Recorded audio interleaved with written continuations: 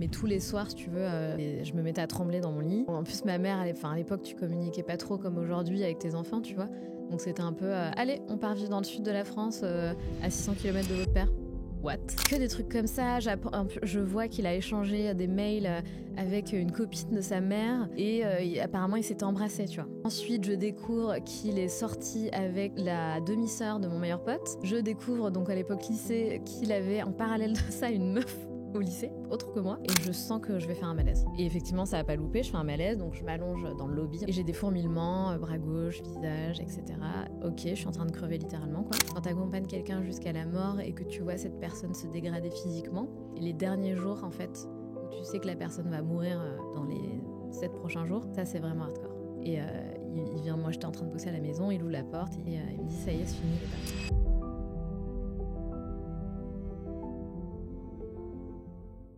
Je viens de voir les statistiques de ma chaîne YouTube.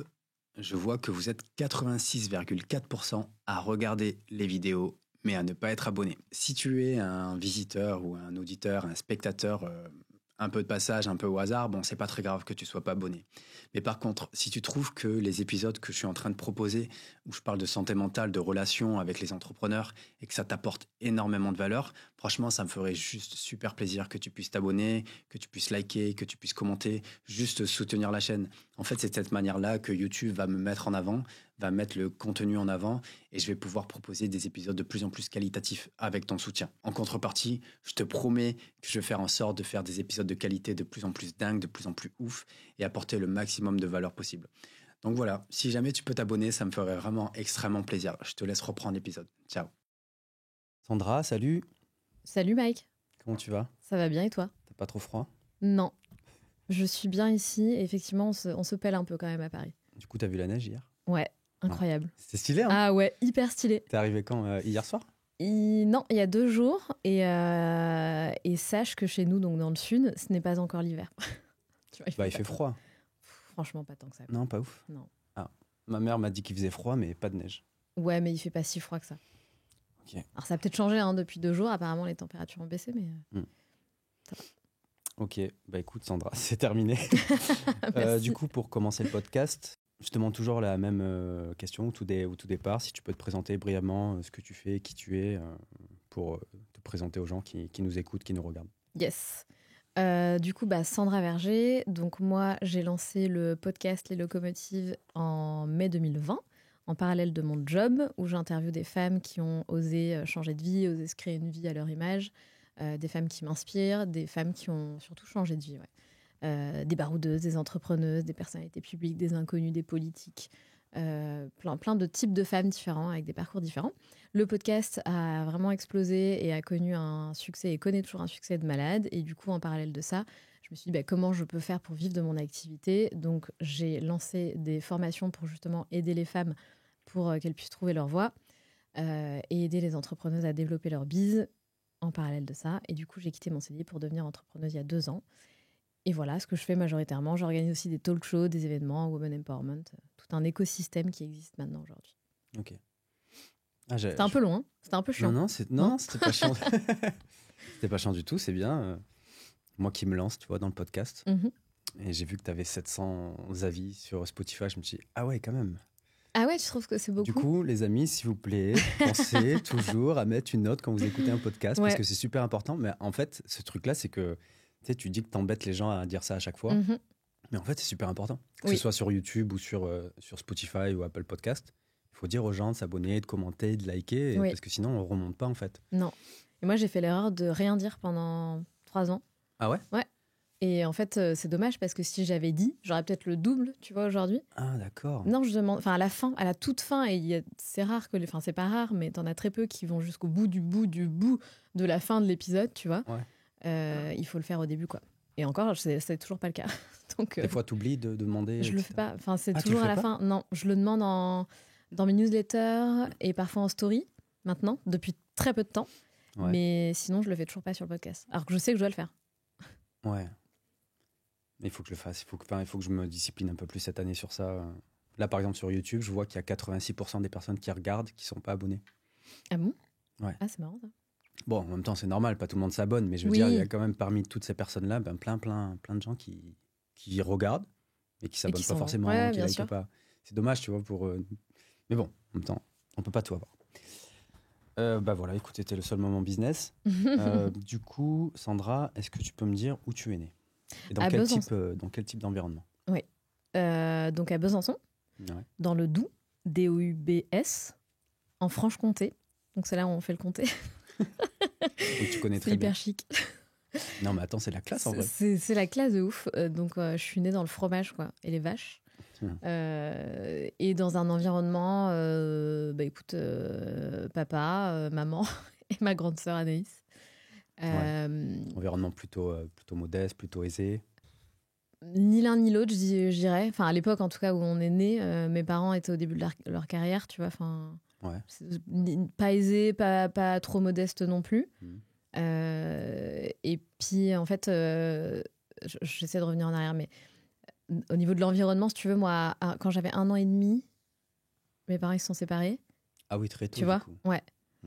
Très tôt. Et du coup, donc j'ai pas, si tu veux, pour parler un peu de l'environnement, j'ai pas grandi dans un cocon avec papa et maman qui s'aiment. Tu vois ce que je veux dire ? C'était pas ça, quoi. Ça a duré longtemps, du coup, le fait de grandir sans un modèle de parents soudés ou pas ? Bah ouais. On est parti, du coup, ma mère a rencontré quelqu'un qui était mon beau-père. On est parti, du coup, de Besançon, j'avais 5 ans et demi, pour qu'elle aille vivre avec mon beau-père dans le sud de la France. Donc on est parti un peu du jour au lendemain, tu vois. Et du coup, bah après, oui, j'ai grandi avec ma mère et mon beau-père. Mais bon, c'est pas ta mère et ton père, tu vois ce que je veux dire ? C'est différent quand même. Ok. T'avais quel âge à cette époque-là ? Quand ils se sont rencontrés et que vous êtes partis après à Besançon. Alors quand ils se sont rencontrés, je pense que j'avais 1 an et demi. Ah ouais, et quand mes parents sont séparés, tu vois, j'arrive pas tout à remettre, mais ils se sont séparés un peu après. Ensuite, on est parti de Besançon, j'avais 5 ans et demi, à peu près 5 ans et demi, 6 ans. Et mon père est resté à Besançon, du coup. On est parti du jour au lendemain en voiture.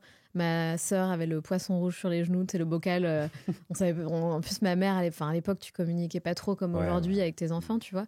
Donc c'était un peu, allez, on part vivre dans le sud de la France, à 600 km de votre père. What ? Ah ouais. Ouais. Putain, c'est chaud. Ouais, c'est chaud. Hyper chaud. Hyper traumatisant. Ah, ça a été traumatisant pour toi ? Mais de ouf, bien sûr. Hyper traumatisant. T'étais jeune, tu viens de me dire que t'étais jeune quand même. Ouais. Et tu gardes quand même des souvenirs de ce moment-là ? Bien sûr. Bien sûr. Ah ouais ? Bah, 5 ans et demi, 6 ans quand même, tu t'en souviens. Non, mais je sais pas. Non, oui, tu t'en souviens, mais je me pose la question si justement... c'est un truc où je me suis toujours posé la question. Est-ce que quand t'es très jeune, tu vois, 5, 6 ans, etc., est-ce que tu peux déjà avoir des traumas des choses qui se sont passées dans ton enfance, quoi ? Bien sûr. Ok. Bien sûr. Ah ben, clairement. Enfin, surtout quand on communique pas au préalable, tu vois, que ça se fait très vite. Tu comprends pas du tout ce qui t'arrive. T'arrives dans un environnement que tu connais pas, avec un mec que tu n'as jamais vu de ta life. Et on te dit, voilà, maintenant ta vie, ça va être ça. Et Gaby, Gaby, c'était mon beau-père qui est décédé récemment, là. Condoléances. Merci. Enfin, merci. Je sais pas si on dit merci. C'est bizarre comme réponse. Même mes condoléances. Ouais, c'est toujours gênant. Enfin, bref. Bon, on coupera. Mais merci quand même. Non, mais c'est pas grave. Il faut laisser. C'est aussi des sujets, tu vois. On dit mes condoléances. C'est toujours des moments de vie qui sont bizarres. On sait jamais quoi dire à l'autre. Donc. Mais c'est ça. Bah, vu qu'on en parle, je vais rebondir direct. Tu vois, ça, moi, c'est vraiment un sujet. Je sais jamais comment me comporter à un moment quand quelqu'un perd quelqu'un, parce qu'au final, peu importe ce que tu dis, bah, ça va rien changer en fait. Non, mais c'est toujours appréciable, tu vois. Ah, tu crois ? Ouais. Bah, en tout cas, moi, je trouve ça sympa, tu vois, que tu dises mes condoléances ou que tu aies un mot ou un geste de soutien, en fait, tout simplement, tu vois. Petit aparté, je voudrais juste te dire que les studios que tu es en train de voir là actuellement, de l'envers du décor, sont désormais disponibles au public. Donc si jamais tu as envie de te lancer dans le podcast en 2024, sache que je serai là, je pourrai t'accueillir et je pourrai t'aider à lancer tes nouveaux épisodes. Je te mets le lien en description où tu pourras voir un petit peu tout le descriptif du studio. Je te dis à la prochaine. Ciao, ciao. Enfin, moi, en tout cas, je trouve ça appréciable et sympa, quoi. Bah, c'est intéressant d'avoir ton point de vue. Mais du coup, je disais quoi ? Que c'était traumatisant. Ouais, exactement. De partir à 5 ans avec... Complètement.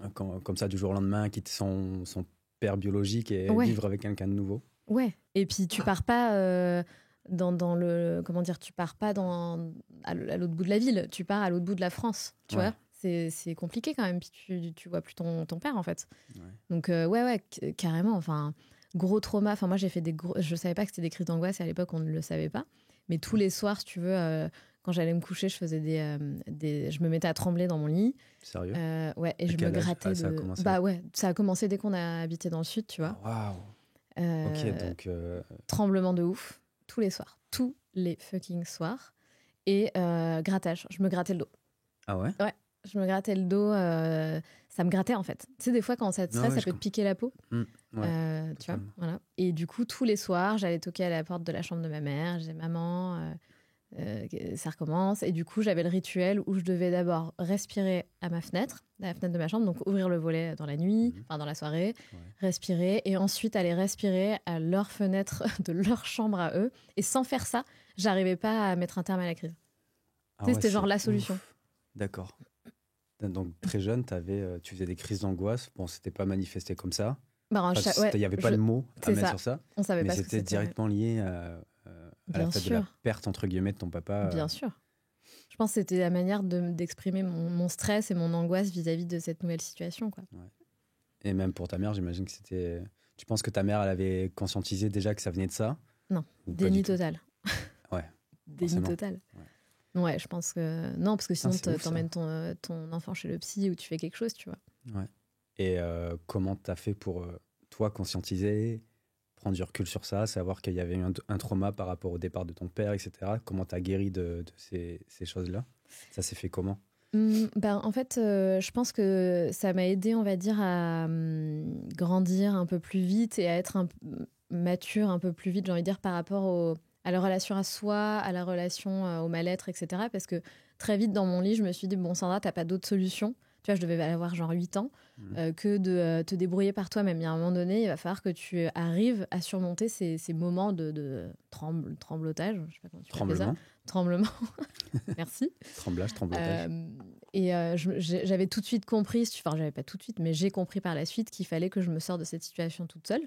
Donc, tous les soirs, quand ça arrivait, j'essayais de gérer le truc, appeler soit ma mère plus tard, le plus tard possible, tu vois, essayer de gérer un maximum. Petit à petit jusqu'à gérer la crise toute seule et de me dire ok, laisse passer, ça va s'arrêter, ça se répète, c'est la même chose qui se répète, mais ça va finir par s'arrêter et puis un jour ça c'est plus jamais reproduit. Ok. Je pourrais pas te dire combien de temps, je me rappelle pas. Ah ouais, c'est dingue ça. Ok. Et ta sœur, elle a eu aussi des traumas par rapport à ça? De ouf. C'est grande sœur ou petite sœur? Grande sœur. Ah ouais. 2 ans et demi d'écart. Ok. T'as quel âge déjà? 34. Ok. Donc ta sœur aussi. Ouais, ma sœur de ouf. Ouais. Okay. Ouais, ma sœur, ça a été... en fait, comme elle avait tissé plus de liens avec notre père, je pense, parce qu'elle était plus grande, du coup, et que comme moi, tu vois, à peine je suis née... Enfin, à peine je suis née, c'est un peu dur de dire ça, mais à 1 an et demi, mes parents, ils étaient déjà plus vraiment ensemble. Tu vois, donc forcément, tu crées moins de liens avec ton papa que quand les parents étaient ensemble. Et du coup, elle l'a très, très mal vécu. Tu vois, de partir de Besançon, de quitter notre père et tout. Et donc ma sœur, s'est complètement rebellée, crise d'adolescence de ouf, fugue, piercing à la langue, tu vois. Genre moi j'étais là en mode toute sage, la petite qui fait tout bien et qui veut justement pas causer de troubles, parce que ma sœur était explosive, quoi. Ah ouais. D'accord. Et du coup elle en voulait à ta mère? De ouf. Et toi? Est-ce que le sujet, genre à un moment elle est revenue sur la table? Genre, parler à votre mère. Je pense que ma sœur, ouais. Je pense qu'elle en voulait vraiment à ma mère. Moi, je pense que j'étais team maman. Tu vois. Et puis, tu sais, à l'époque, les parents, ils étaient très à se monter l'un contre l'autre. Et du coup, ma mère, enfin, les propos de ma mère. Maman, si t'écoutes ce podcast, je suis désolée. Les propos de ma mère. Elle écoute des fois? Les miens? Ce que tu fais, ouais. Ouais, bien sûr. Ah ouais? Les miens, ouais, de ouf. Mais elle avait pas toujours des propos très sympas, tu vois, à propos de mon père. Du coup, forcément, j'étais pas forcément team papa. Pour moi, c'était de sa faute, tu vois. C'est souvent comme ça. Ouais. T'es pas la première que j'entends dire ça. Forcément, si tu grandis qu'avec ta mère, qu'avec ton père, bah, tu vas avoir leur vision à eux, mais pas finalement. Ouais.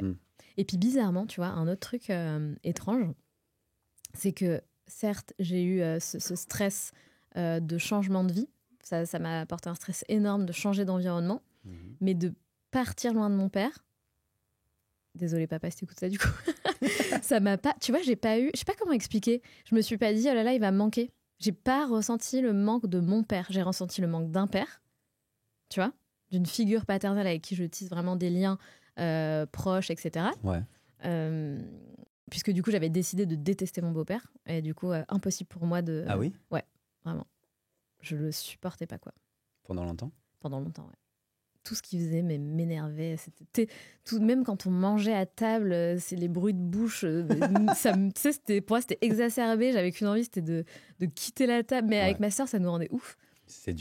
Après, c'est du classique. Mais tu sais, à tel point que, genre, tellement il m'insupportait sur tous les points. Gabi, c'était quelqu'un de très cultivé, très très fort en histoire. Tu vois, genre vraiment le type imbattable, toute l'histoire. Et moi, du coup, j'ai décidé de détester l'histoire. Donc, à ce point. Ouais, j'étais une bonne élève, j'ai toujours été une bonne élève, tu vois. Mais par contre, les cours d'histoire, je me suis dit, inconsciemment et consciemment, tu vois, je me suis dit, no way, moi, je vais être une brêle en histoire. Je séchais les cours d'histoire au lycée. Enfin, tu vois, vraiment en mode. Par contre, aujourd'hui, je t'avoue que ça m'emmerde parce que je suis vraiment, vraiment une quiche. Genre, je suis vraiment inculte. En histoire ou en culture générale? Les deux. Parce qu'en fait, il était très cultivé. Ah, mais moi, de ouf, la culture générale, depuis tout petit. Tu sais, j'ai grandi dans un environnement où c'est pas le truc, quoi, les études et tout ça. Et j'ai eu un gros complexe par rapport à ça. Et je pensais vraiment que les gens qui avaient une culture G, c'était ceux qui allaient dominer le monde, tu vois. Ouais, je suis d'accord. Ah bah là, non. On voit que non, en fait. On voit que non, clairement. Si t'as de la culture G, c'est cool, mais ça va pas faire de l'argent, quoi. Encore moins dans notre univers, tu vois, l'univers entrepreneur et tout. Ouais. Après, c'est toujours gênant, tu vois. Moi, quand on me parle d'un truc, on me dit oui, tu as vu machin aux infos, non. Je suis là. Non, c'est qui? Ils me disent, mais t'es sérieuse? Je dis non, mais les gars, je ne regarde pas les informations, en fait. T'as la télé? Oui. Ah, moi, je regarde pas la télé. Je sais pas ce qui se passe dans le monde. Je ne regarde, ouais, pareil. Tu le vois sur les réseaux, quoi. Moi, je sais même pas. Je crois que j'ai même pas un feed. Mais le problème, ça me rassure de ouf. Genre, je suis tombé malade. Là, ça se sent encore. Ça fait depuis. T'avais vu mon post, je crois, j'avais fait le 31, je suis tombé malade, quoi. Oui. Donc, nouvel an, malade. Ouais. Malade aussi. Ouais, voilà. Ouais. Et en fait, ma mère me dit, bah oui, il y a un truc qui traîne depuis, regarde les infos. Je dis, ouais, mais je regarde pas. Ah oui, non, mais. Enfin, tu vois, ouais. En plus, c'est hyper anxiogène. Et comme je sais que toi aussi, t'as un passage burn-out, en crise d'angoisse, machin, clairement, ça sert à rien de regarder les infos, quoi. Ah, mais c'est clair. Enfin, pourquoi? C'est ça. À moins que t'aies envie de sauver le monde et de monter au gouvernement et de faire quelque chose, fine, mais bon. C'est clair. Oui, donc t'as développé une haine. Et ça s'est réglé. Comment une haine, c'est horrible. Ouais, non, mais... Peut-être pas une haine, mais. Ouais, mais quand t'es jeune, un peu. Hein, c'est vrai, t'as la haine. Ouais, t'as la haine. Qu'est-ce qu'il fout là, ce type, quoi? Tu vois, genre, c'est qui, quoi? Et genre, du coup, à 5 ans, alors, t'avais une haine contre quelqu'un que tu connaissais pas. Alors, 5 ans et demi, 6 ans, puisque non, j'ai fini le CP à Besançon et j'ai commencé le CE1 dans le Sud. Donc, je me trompe, en fait, c'est 6 ans et demi. Ok. 6 ans et demi, ouais, bon, bref, ouais. Ok. Et ça s'est réglé, du coup? Comment ça s'est passé? En fait, ce qui peut être intéressant, là, comment t'as fait pour sortir de ça et régler les problèmes? Parce que j'imagine qu'il y a d'autres enfants qui vivent la même chose, famille recomposée, haine du père, haine de la belle-mère, ou peu importe. Comment ça s'est réglé, tout ça, en famille? Haine de la belle-mère, ce serait marrant d'en parler aussi. C'était pas ouf non plus. Mais ouais, effectivement. Alors, ce qui s'est passé, c'est déjà, j'ai grandi. Et je pense que quand on est jeune, tu vois, on a un peu, on manque d'ouverture d'esprit, on manque de maturité face aux choses, face à la vie, clairement. Ouais. Donc, premier point, j'ai grandi et du coup, j'ai vu les choses différemment. Et deuxième point, Gabi, il est tombé très malade. Et du coup, je t'avoue que ça change un peu la perception des choses. Et lui-même a changé d'attitude. Parce qu'il faut savoir que mon beau-père, c'était un ophtalmo-chirurgien assez réputé, tu vois, dans le coin. Et si tu veux, je ne veux pas généraliser, mais les médecins en général ont tendance quand même un peu à se la raconter. Ah non, mais c'est vrai. Voilà. Je généralise parce que j'en connais plein. Tu vois, c'est un truc de ouf. C'est une caste. Ouais. Vraiment. Ouais. Alors, pas tous, parce que moi, il y a quand même pas mal de médecins dans ma famille, mais tu vois. Il y a un truc, hein. Ouais. Même les internes, c'est chaud, quoi. Ouais. Je suis assez d'accord avec toi là-dessus, malheureusement. Il y a un truc, quand t'es médecin, t'es au-dessus, quoi. En même temps, tu sauves la vie des gens. Oui, mais bon. Il y a de quoi se la péter, tu vois. Oui, mais voilà, c'est encore plus stylé si tu restes humble et sympa, quoi. Et du coup, forcément, il avait une attitude qui, pour moi, je détestais ça, tu vois. Et ça faisait que nourrir cette espèce de haine, j'aime pas trop ce terme-là, mais de dégoût parfois que je pouvais ressentir, quoi. Ah oui. Et Gabi, c'était du style à appeler au resto. Garçon, l'addition. Tu vois. Ouais, c'est Au chaud. resto, pareil, quand on arrivait devant un resto, c'était non, vous rentrez pas avant nous, en fait. C'est nous, les adultes, qui rentrons. On pouvait pas rentrer au restaurant avant eux, avant lui. C'était tu ouvres la porte du resto, t'entres. Tu vois. Ouais. Maintenant, il fallait rentrer après.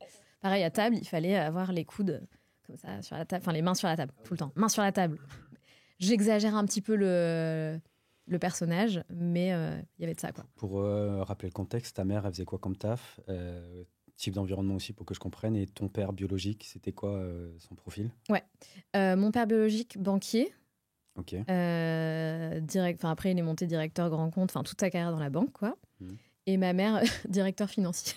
Ah oui, d'accord. Donc, ouais. Okay. C'est pour ça, au début, tu vois, je te disais, au début, modeste. Après, oui, c'est devenu des gens aisés, j'ai envie de dire.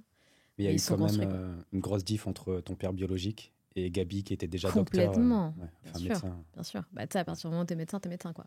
Enfin, c'est un autre step, quoi. Okay, ouais. C'est un autre step. Et donc, il était assez carré sur plein de choses. Ouais. Et c'est vrai que ça nourrit ce truc où je me sentais pas du tout dans un environnement qui me convenait, en fait, tu vois. C'était trop de rigidité. Et puis, c'est autre chose. T'arrives dans une bulle où déjà, le statut social n'est pas le même. La vie, notre vie, on va dire, c'est élevé, tu vois. Forcément, tu vis avec un médecin, donc c'était plus trop la même vie. J'ai vécu une enfance et une adolescence de ouf. Mais oui, c'est autre chose, quoi. T'étais quoi comme type de gamine, toi, du coup? Parfait. Introverti. Je rigole. Introverti, extraverti. Introverti, bon élève à l'école. Introverti, bon élève à l'école, même très bon élève. J'étais le genre d'enfant que, c'est bizarre à dire, mais que tu rêves d'avoir, tu sais. Pas de fausse route, bon élève qui écoute sa maman, qui fait ce qu'on lui dit de faire. Par contre, très introverti dans des environnements où je me sentais pas en zone de confort, on va dire. Et à l'école, j'étais la petite commandante qui drivait ses copines, machin. Enfin, t'avais l'école primaire, c'était un peu ça. Et après, collège, t'as toujours cette partie introvertie. Et j'étais moins la commandante, parce que du coup, collège, tout le monde jouait un peu dans la même... Enfin, c'est pas le même délire, bref. Mais du coup, très à l'aise dans les environnements où j'étais avec mes copines, etc. Et je pouvais être aussi très introvertie. Ok. Ça, je le répète à chaque fois dans tous les podcasts, mais en fait, je me rends compte qu'il y a plein de gens introvertis, mais qui réalisent des trucs de dingue, en fait. Mais parce que je suis plus du tout introvertie. Aujourd'hui, je suis l'opposé d'introvertie. C'est limite bizarre, tu vois. Genre, il y a des gens de ma famille qui m'ont vu grandir à Besançon, du coup. Parce que quand j'étais petite, j'étais très introvertie aussi, du coup. Ouais. Beaucoup de du coup.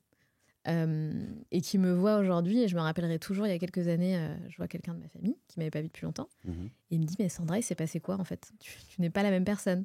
Et je dis, ouais, je sais, j'ai beaucoup changé, j'ai beaucoup évolué, en fait, en tant que femme. Mais avant, tu m'aurais connue avant, petite, même ado, tu vois, 12 ans, etc. C'est juste impensable, limite. C'est tellement l'opposé de ce que je suis aujourd'hui. Ouais. Même moi, je me dis, putain, c'est bizarre. Mais en fait, maintenant, là, avec le recul, je me rends compte que c'est possible de... Enfin, tu peux être introverti, extraverti, introverti, tu peux être extra-intro. Enfin, tu peux vraiment transiter entre les différents types de profils, en fait. Ouais, je pense vraiment. Moi, je sais pas ce que j'étais. Je crois que j'étais intro. Je me suis forcé à être extra pendant très longtemps. Ah. Et en fait, je suis intro, quoi. Mais, ouais, il faut l'accepter, quoi. Ouais, voilà, c'est ça. Ouais. Parce que c'est vrai que des fois, quand t'es extra, quand même, ça te permet de faire plein de choses. Oui. Tu sors de ta zone de confort, tu fais plein de trucs. Ouais. T'étais une enfant intro qui est devenue extra. Vraiment. Enfin, tu sais, non, mais vraiment, quand on parle de... T'es pas un peu intro des fois encore? Non. Des petits trucs. T'aimes pas quand il y a trop de monde. J'adore le monde. Ouais. Et quand il y a plein de bruit, tout ça. J'adore. J'adore. Tu la meuf est bizarre. J'adore. J'adore Paris. J'adore. Non. Alors, les moments où je peux être un peu intro, effectivement, c'est peut-être un moment où je vais arriver dans un event seul, où genre je connais son père en terre inconnue, quoi. Où là, je vais être un peu genre bon. C'est un peu la vie, ça, non? Bah, quand même, tu vas te retrouver dans un événement où tu connais vraiment son père. Ça m'arrive rarement, en fait. Ouais. Et encore, tu vois, même pas, je repense à un événement où je suis allée, je connaissais personne, l'événement Spotify. Si, je connaissais, il y avait Léa de Je ne suis pas jolie, donc c'était très cool, on a passé la journée ensemble d'ailleurs. Heureusement qu'elle était là, mais tu vois, je suis arrivée, je suis direct à voir des gens, coucou, moi je suis Sandra des Locomotives. Et tu vois, finalement, tout de suite, je me force en mode, allez, explose la bulle et rentre dans une zone de confort finalement. Trop bien. À quel moment tu penses que tu es devenue comme ça? Enfin, à quel moment vraiment ça s'est affirmé ce côté extra? C'était au lycée? C'était après? C'était quand tu as fait ton école de commerce? Enfin, je sais que tu as fait une école de commerce. Ouais. On va revenir sur ça, mais... Je pense qu'il y a eu différentes étapes. Première étape, je pense que c'est quand j'ai commencé un peu à avoir des copains. Où, je sais pas, ouais, je sais pas. Je pense qu'à partir de ce moment-là où tu sais que t'es un peu jolie, etc. Enfin, quoi que tu me dises, à l'école primaire, moi, j'en sais rien, en fait. Je sais pas, je réfléchis, non, c'est pas cohérent parce que. Tu voulais dire que j'étais déjà jolie à Ouais, l'école primaire. Non, de toute façon, mais j'étais attends, déjà une mec. bombe à l'école primaire, en école primaire, donc en Non, mais soi. je te jure, c'est ouf. Et ça fait trop la meuf qui se la raconte, mais genre en 6e, je crois que tous les garçons de ma classe étaient, tu sais, à l'époque, en plus, tu fais des mots ou des trucs. Il y en avait beaucoup qui étaient amoureux de moi, tu vois. Ah ouais. Et au début, tu t'en rends pas compte. C'est sympa, c'est mignon, tu Ouais, vois. ouais. Et je pense qu'après, quand tu grandis et que tu commences à avoir des copains, bon, bah, tu sais que t'es jolie, déjà, c'est cool. Ça. Mais j'étais quand même gros manque de confiance en moi, pas du tout à l'aise avec mon corps. Enfin, Ah ouais. quand même très, très mal dans ma peau, tu vois, au final. Tu vois, par exemple, pour raconter un truc trop drôle. Enfin, trop drôle. Je sais pas si c'est drôle, mais une expérience de vie, quoi. Au collège, j'avais un premier copain qui voulait absolument qu'on aille à la plage. Et je te jure, j'étais tellement complexée que à chaque fois, j'inventais des mythos en mode « Ah mince, j'ai plus de maillot de bain. J'ai oublié mon maillot de bain chez ma copine. » Et Ouais. il devait se dire « Mais elle se fout de ma gueule, c'est pas possible. » En fait, j'étais juste pas à l'aise d'être en maillot de bain à côté de mon mec, quoi. Ok. Tu vois jusqu'à où ça allait? Ah ouais. Mais je pense qu'il y a plein de filles comme ça. Oui, Enfin, plus les filles que les mecs, sur Bien le sûr. complexe du corps, le Bien complexe sûr. physique, etc. complètement. Ouais. Et à quel moment... D'accord. Et du coup, Donc, ouais, j'ai dévié les étapes. Donc, je pense qu'il y a eu les étapes. T'as des copains, c'est cool, tu vois que t'es un peu jolie, mais quand même mal dans ma peau. Après, il y a eu l'étape lycée. Non, j'étais à moitié skateuse. J'étais fan d'Avril Lavigne, donc j'étais Avril Lavigne, en gros. Moi, j'étais amoureux plus que Ah fan. oui, mais moi aussi. Enfin, j'étais limite Moi, amoureuse Avril d'elle Lavigne, aussi, quoi. j'étais en mode waouh, Ah, c'est cette trop meuf. drôle. Ah, mais pareil. Enfin, du coup, pas Oui, de oui. la même manière, Ouais. mais j'étais in love total. Oui. Oui, jolie et mal dans sa peau, bien sûr. Mais tout le monde est mal dans sa peau. Enfin, c'est marrant, j'ai eu cette Non, conversation mais tout à l'heure. c'est pas d'un point de vue extérieur, tu dis quand une meuf, elle est jolie. Enfin, c'était toi le genre de meuf que tous les mecs étaient amoureux. Ouais. Parce que tu sais, La au meuf collège- répond ouais. Non, mais au collège, lycée, c'est vrai, c'est comme ça, tu sais, il y a tout le temps une ou deux meufs et c'est celle que tout le monde veut, quoi. C'était Ouais, toi. enfin moi attends, avec du recul, ouais, il y avait un peu ces périodes-là, ouais. Ouais. Après, il y avait pas que moi. Hmm. Il y avait pas du tout que moi. Ouais. Et donc, ça t'a quand même. T'étais mal dans ta peau, mais au fil du temps, t'as pris confiance en toi parce que t'étais quand même. Tu Ouais. voyais que les mecs te trouvaient jolie. Ouais. Quoi. Je pense qu'il y a eu ça. C'était une première étape, tu vois. Après, j'étais quand même très mal dans ma peau, ce que je te disais. Ouais. C'était quoi en fait? Parce que t'aimais pas ton corps, c'est ça? Je sais pas. Ouais, t'as toujours des trucs où t'es. Enfin, je sais pas, la nudité, tu vois, c'est quelque chose qui est pas facile quand t'es jeune. Ouais, c'est clair. En plus, souvent, t'as des rapports qui arrivent tôt, où t'es pas forcément prête. Enfin, tu vois, il y a tout ce truc-là où c'est des étapes qui sont importantes dans la vie d'une femme et d'un homme. Donc, je pense que ça a été, tu vois, une première étape. Mais je pense que là où j'ai vraiment changé, c'est quand je suis partie toute seule à Londres, où je me suis retrouvée vraiment toute seule face à moi-même et je me suis dit, putain... Et pourtant, j'étais terrorisée. Hein. Crois-moi, j'étais vraiment terrorisée. J'avais 19 ans. Je me suis retrouvée dans une coloc avec des Suédoises, des Australiens. C'était ouf. Et là, vraiment, je me suis... découverte, tu vois, toute seule face à moi-même, tu te débrouilles toute... Enfin, c'était juste ouf. Après, tu as eu l'étape d'école de commerce où aussi ça m'a un petit peu...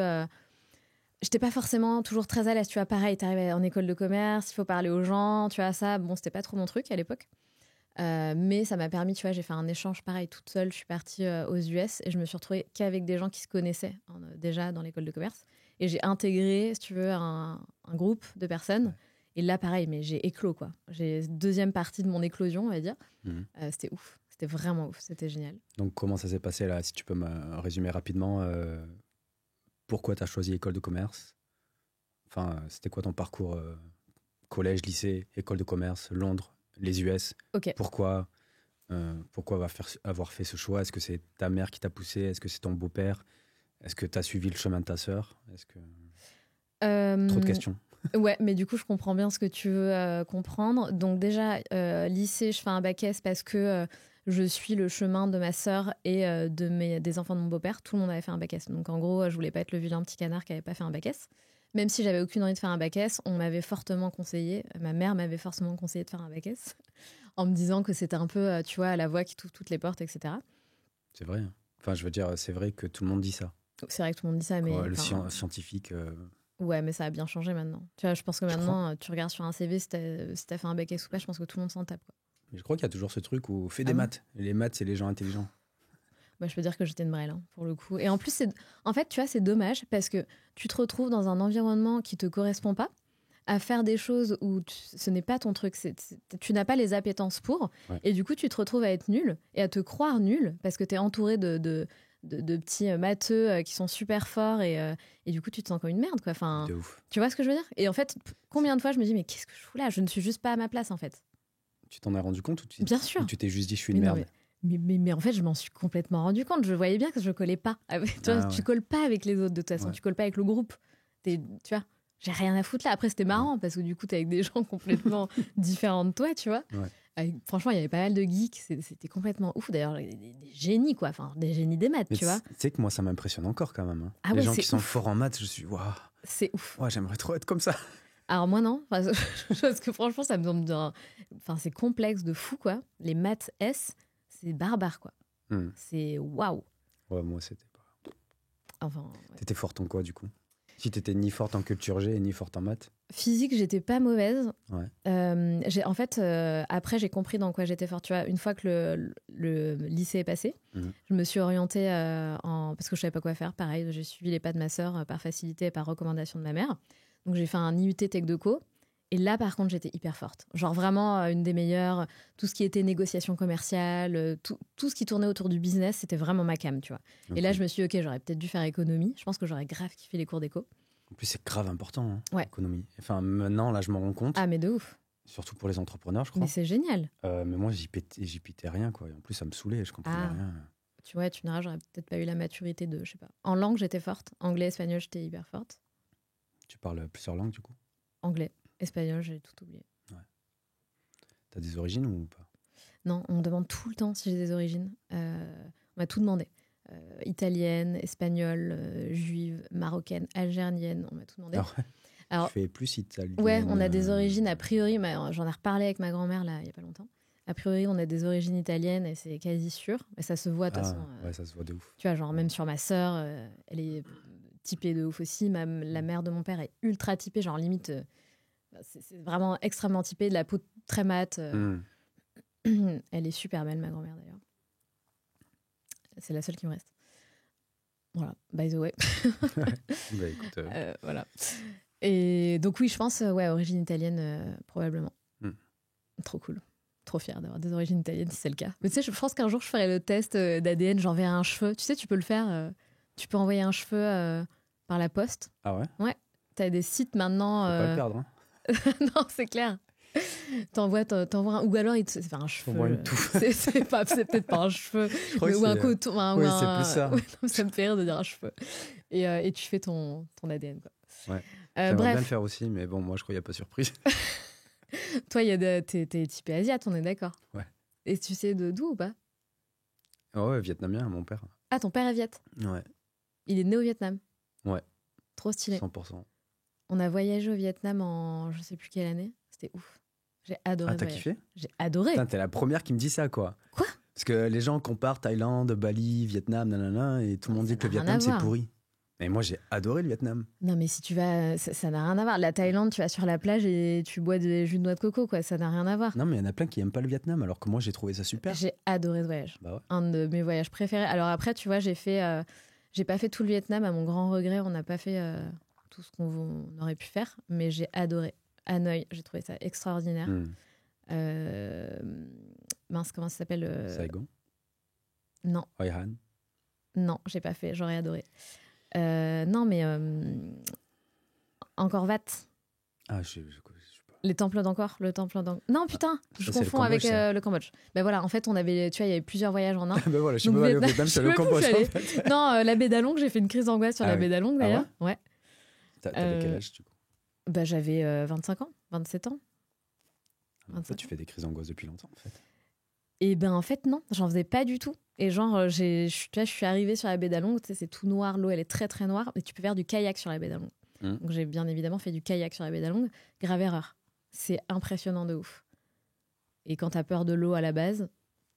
Ah, t'as peur de l'eau? Ouais, j'avais très peur de l'eau. Pourquoi? Je sais pas. Y a pas...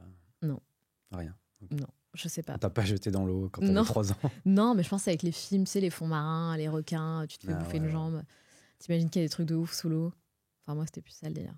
Et donc, ouais, badant, quoi. Bref, on a dévié encore et encore. Du coup, donc, pour reprendre le parcours, donc IUT où je découvre que je peux être de nouveau forte, tu vois, à l'école, parce que j'avais vachement régressé au lycée, du coup.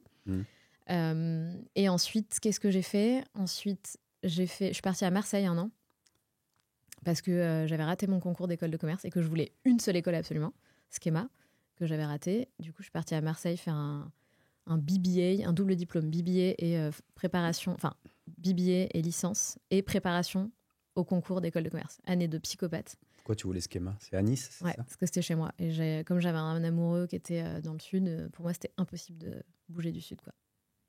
Je voulais rester là où j'habitais. Ok. Je voulais pas partir. T'aimes bien le sud ? Ouais. Ouais. Encore maintenant ? Ouais. Ok. Et Paris ? J'adore. Tu te vois... Tu fais toujours des allers-retours, c'est ça ? Ouais. Pour avoir ton équilibre ? Ouais. Je viens à Paris tous les mois. J'adore. Ouais. J'adore Paris. À chaque fois que je viens là, c'est l'opposé de ce que les gens disent, mais c'est une bouffée d'air frais pour moi, quoi. C'est genre, ouf, ça. Des gens qui courent dans le métro. J'adore. Non, mais c'est vrai que parfois, c'est bien de voir de la vie, quoi. Ouais, exactement. Ouais, le sud, tu t'emmerdes un peu. Hein, de ouf. Tu vois, genre, moi, j'ai des copines de longue date qui sont là-bas, donc c'est cool. Mais on s'emmerde, ouais. Vraiment. Là, on commence à se demander, tu vois... Est-ce qu'on bougerait pas ailleurs, quoi ? Parce que tu t'endors, en fait. Heureusement que je viens à Paris tous les mois. Clairement. Ouais, c'est vrai. Hein. Franchement, dans le sud, même pour le business ou quoi que ce soit... Zéro. Il n'y a rien, quoi. Non. Il y a peu de stimulation intellectuelle. T'as pas cette vibe entrepreneuriale non plus, qui me manque énormément, du coup. Donc, ouais, à voir, tu vois, la suite. T'as noté une différence de mindset ? Dans le sud ? Ouais, en termes... je connais déjà la réponse parce que je suis du sud. Entre les gens du sud et Paris. Mais de ouf. En termes d'ouverture, en termes de tout, en fait. Ouais. D'éducation. Oui. Après, ça dépend, tu vois, dans quelle sphère t'as évolué. Mais ouais, je trouve que les gens, c'est un peu cuillère en or dans la bouche. Enfin, je sais pas comment dire. J'ai pas l'impression que les gens, ils ont la rage de réussir. Enfin, c'est chill, quoi. Ouais, c'est chill. Ouais, c'est trop chill. C'est hyper chill. Ouais, oui, complètement. Bon, après, on n'a pas grandi dans les mêmes sphères, j'imagine. Si toi, c'était avec des médecins, tout ça. Non, mais oui. Après, ouais, effectivement, tu sais, moi, j'ai été au CIV, je sais pas si tu connais. CIV ? Ouais, le lycée Centre International de Valbonne. Et du coup, c'est vrai que là-bas... ça sonne bien, en tout cas. Voilà, c'est ça. Du coup, tu rencontres des gens qui sont dans des sphères un peu riches, tu vois. C'est comme Bali, du coup. Quand c'est trop chill, ça va, j'ai pas besoin de faire plus que ça pour avoir une belle vie, quoi. Mais en même temps, c'est dur de reprocher ça aux gens. Je trouve ça cool, moi. Franchement, si t'es heureux avec ce que t'as, c'est trop bien. T'as déjà envié des gens comme ça ? De se dire, tu sais, ils se disent, mais pourquoi on se prend la tête, en fait, autant ? Eux, voilà, ils sont tranquilles, ils ont une belle vie, ils se prennent pas la tête, ils ont un travail, ils ont tranquille, quoi. Ils finissent le travail à 17h, puis après, ils profitent de la vie. Ils partent en vacances quand ils ont envie de partir en vacances. Parfois, ouais, dans des grosses périodes de stress d'entrepreneuriat, parce qu'il y a quand même une charge mentale qui est assez ouf. Pas envier, mais peut-être envier la légèreté mentale, tu vois. Genre, ils ont pas cette charge sur le dos. Certes, ils ont ce truc de 9h-17h, mais quand ils sont rentrés chez eux, c'est fini, en fait. Ils peuvent se poser, tu vois. Mais est-ce que j'ai vraiment envie de ça ? Non, sinon j'aurais pas fait un burn-out. Tu vois ce que je veux dire ? C'est clair. Puis en plus, je me serais jamais posée. J'ai toujours eu des tafs où j'ai tout fait pour être, tu vois, responsable, monter le plus haut possible. Donc en fait, je me suis jamais posée. Vas-y, parlons de ça du coup. Tu vas à l'école Business School. Ouais, du coup, c'est quoi le parcours ? Du coup, donc je fais un Master 2 Marketing International Business Development. Donc à l'IUT... À l'IUT, ouais, non, mais j'adore les noms qui ont l'air ouf, tu sais, bref. À l'IUT, c'est là où j'ai fait mon stage à Londres. J'ai fait 2 stages à Londres, un à l'IUT et un en école de co.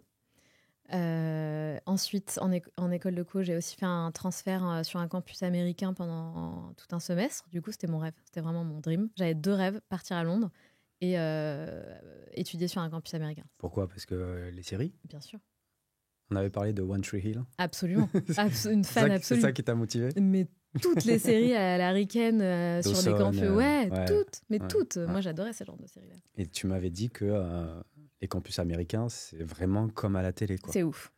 C'est vrai que ça a l'air dingue, en vrai. C'est dingue. Bah, c'est pour ça que ça coûte énormément d'argent, c'est qu'ils investissent énormément dans les campus. Tu as des infrastructures de malade mental, tu vois. Ouais. C'est vraiment un truc de dingue. C'est vraiment impressionnant. Et surtout qu'on avait rencontré, si tu veux, du coup, des étudiants américains. Donc, on faisait la fête avec eux. Et donc, on faisait la fête en mode US, quoi. Genre bière pong. American Pie, quoi. Ouais, grosse pizza avec la pâte comasse, les pepperonis dessus, Ouais. les gobelets rouges. Donc, c'est pas mytho, quoi.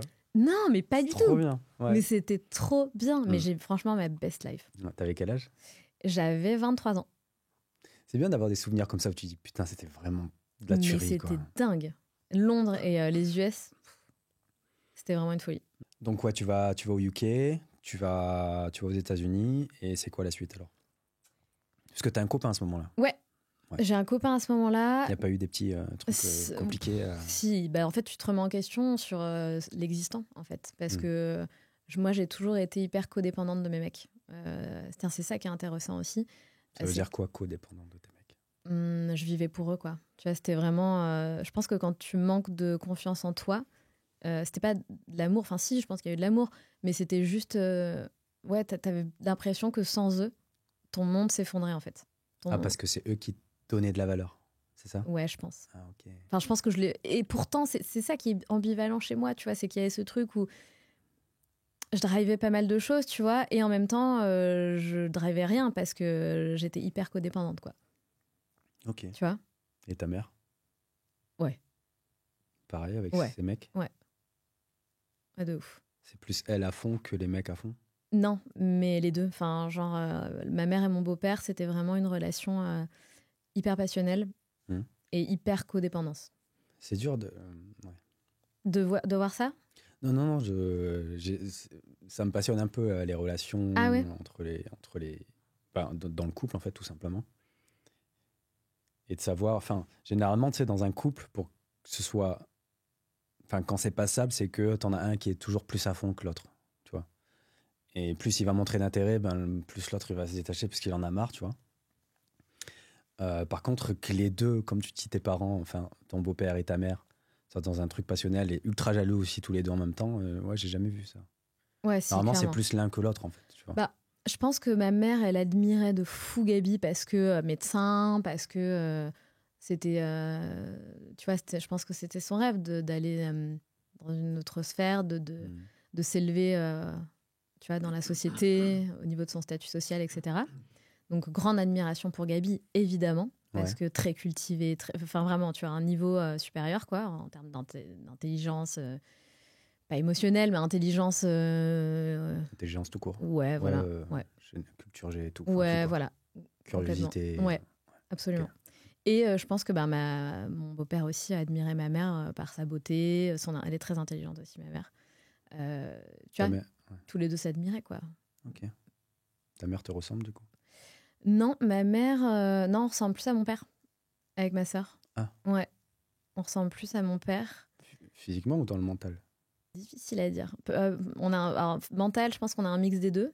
Physiquement, notre père. Ok. Ouais. J'avais une question que j'ai oubliée.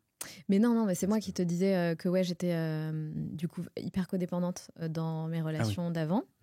Je pars aux US, je me redécouvre, je découvre que je peux vivre seule, en fait. Tu vois, que j'ai pas besoin d'un mec pour me sentir épanouie, surtout. Et j'avais jamais été seule. J'ai enchaîné les relations. Depuis l'âge de 14 ans, j'ai enchaîné. 14 ans? Ouais. 14 ans? Je suis tombée amoureuse à 14 ans, ouais. Ok. La meuf est une tarée. Enfin non, attends, même au collège, attends, à 10 ans? Non, j'ai commencé à avoir des petits copains en 5e. Et en 3e, je tombe amoureuse de mon premier amour, tu vois. Et j'ai enchaîné les relations après. Ok. Parce que tu avais ce besoin de complètement. Quelqu'un. Tu vois, je pense au manque d'un père. Du coup, tu as besoin d'une présence masculine dans ta vie, je sais pas. Ok. Mais ouais. Donc ouais, les US, ça m'a permis de me libérer un peu. Ça a commencé au UK, ce truc que tu peux être seul. Ouais, absolument. Okay. T'as raison, ouais. Ça a commencé à Londres. Ouais, à Londres, j'ai tout envoyé bouler. Enfin, à peu près. Sauf le mec. Si, après, ouais. Ok. Si. Et j'ai fait pareil aux US.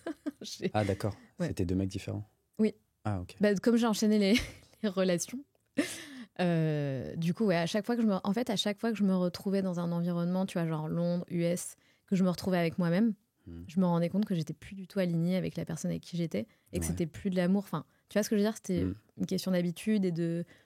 Je sais pas. Je pense qu'il y a plein de gens comme ça, en vrai. Ouais.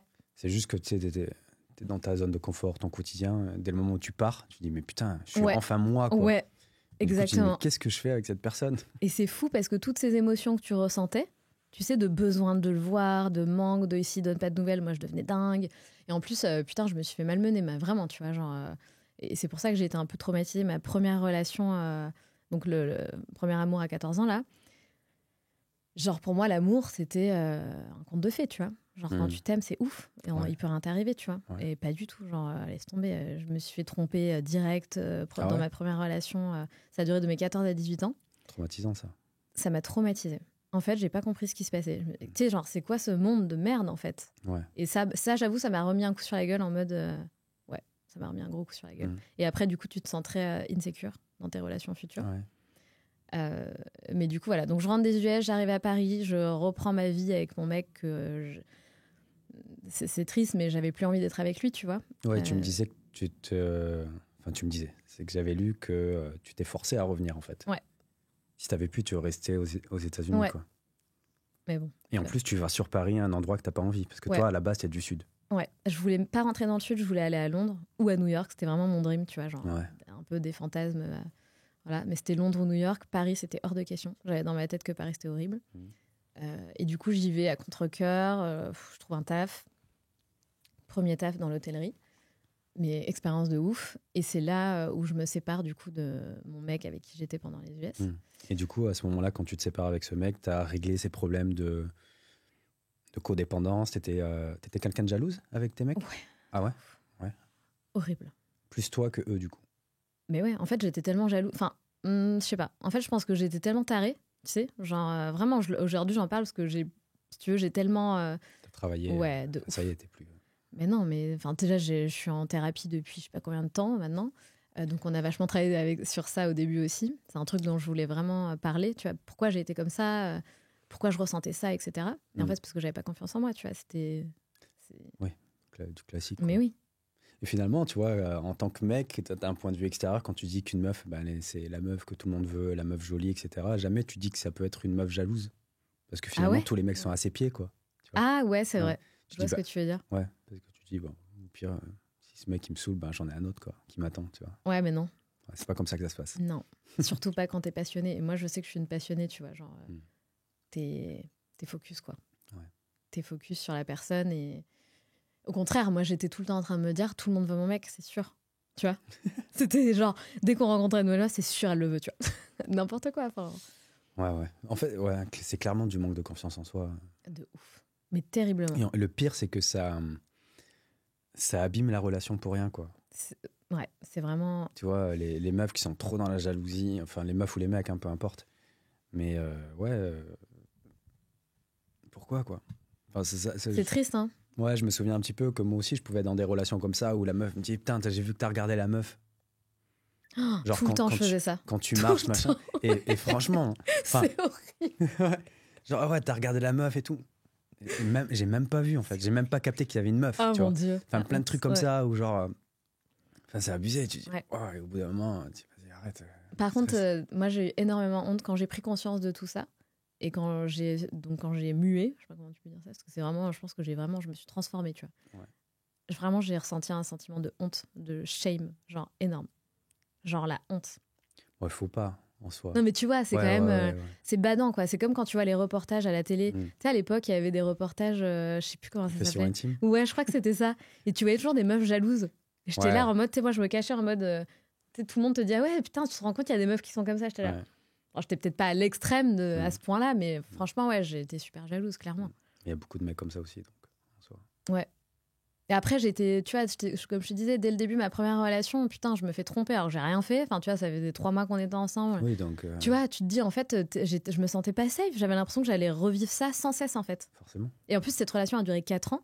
Et il m'a fait mais, tous les coups les plus ouf. Je pense que c'est pour ça que je suis devenue tarée, en fait. Parce que j'étais pas comme ça. En moi, j'ai jamais été jalouse des gens. Tu vois ce que je veux dire ? Et je pense qu'en fait, il m'a fait des trucs, mais je pense que t'hallucines. Taré, quoi. Vas-y. Hein. Taré. Genre, non, mais en gros, à l'époque, tu te rappelles, il y avait MSN. Ah ouais, quand même. Donc, il avait un MSN caché qu'avec des meufs dessus. Waouh. Tu te rends compte ? Enfin, tu vois ce que je veux dire ? Après, comment tu vas avoir une relation saine avec quelqu'un ? Enfin, c'est pas possible. C'est pour ça que ça m'a rendu taré, quoi. Et que des trucs comme ça. Je vois qu'il a échangé des mails avec une copine de sa mère et apparemment, ils s'étaient embrassés, tu vois. J'étais mais what the fuck ? Ensuite, je découvre qu'il est sorti avec la demi-sœur de mon meilleur pote quand il était avec moi. Je découvre donc à l'époque lycée qu'il avait en parallèle de ça une meuf au lycée, autre que moi. Ah ouais, là, c'est alors que j'étais sa meuf, quoi. Il était plus âgé que toi ou... Non, je pense que c'est juste un putain de scorpion, quoi. Après, quand t'es jeune, tu fais vraiment que des conneries, quoi. Ouais. Mais tu vois, quand tu sors de là, tu vois, ça fait sens. Je me dis, ok, pourquoi je suis devenue tarée ? Bah déjà, parce que j'étais avec un taré. Donc forcément, ça aide pas. Tu vois ce que je veux dire ? Ouais. Tu penses vraiment que t'étais tarée, quoi. Tu dis... Tu deviens folle. Ah. Franchement, tu te sens insécure tout le temps. Et pourquoi je suis restée autant de temps avec lui, tu vois, genre. Ouais. Pourquoi ? Alors que c'est quand même une relation, tu vois, t'avais 14 piges, quoi. C'est pas... Ouais. Bah, à 18 ans, heureusement, j'ai rencontré quelqu'un d'autre, tu vois. Et je suis sortie de cette relation une bonne fois pour toutes, quoi. Mais elle était useless, cette relation, en fait. Ouais. Enfin, useless... Non, mais c'est dur. Useless. De toute façon, tout ce qu'on vit, il y a une raison, quoi. Enfin... Ah, mais ça m'a bouffé pas mal d'années dans mes relations, quoi. Ouais. Ok. Mais du coup, t'as guéri, alors. Grâce à UK, US, tu reviens sur Paris, tu quittes ce mec. Non, tu restes avec ce mec un petit peu. Ouais, je reste avec ce mec un petit peu. Vous emménagez à Paris. Ouais, horrible. Enfin, à contre-cœur. Non, mais c'est dur à dire, mais j'étais pas bien en fait. J'avais pas encore totalement compris ce qui se passait en moi, mais j'étais pas bien. Et après, donc je prends un taf au collectionneur, on se sépare. Et là, je commence, tu veux, déjà la vie professionnelle, ça te donne vachement confiance en toi parce que tu commences à monter les échelons, etc. Et je rencontre Manu, donc mon chéri actuel. Et Manu, donc, il a 13 ans de plus que moi. Et Manu, si tu veux, c'est le mec qui va me réconcilier avec les mecs, quoi. Trop bien. Ouais. En fait, c'est le mec qui va, je sais pas comment dire, genre, me prendre pour ce que je suis. Et pas, genre, je vais pas être la femme d'eux, la meuf d'eux. Je vais vraiment être Sandra et lui, ça va être Manu. Et on va être complémentaires et apprendre à avancer main dans la main. Et c'est pas l'un sur l'autre. Tu vois ce que je veux dire ? Il n'y a pas de dominant, de dominé. Et c'est ouf, quoi. Et en fait, je pense que jamais on m'a regardé comme ça, tu vois. Genre, vraiment. Jamais un mec m'avait regardé comme il m'a regardé, pris soin de moi comme il a pris soin de moi. Enfin, un truc de malade. Du respect. Truc de malade mental. Et il a mis genre 8 mois pour m'avoir. C'est horrible à dire, tu vois, mais... C'est lui qui a charbonné pour t'avoir. De ouf. Jamais mais tu vois. Parce que...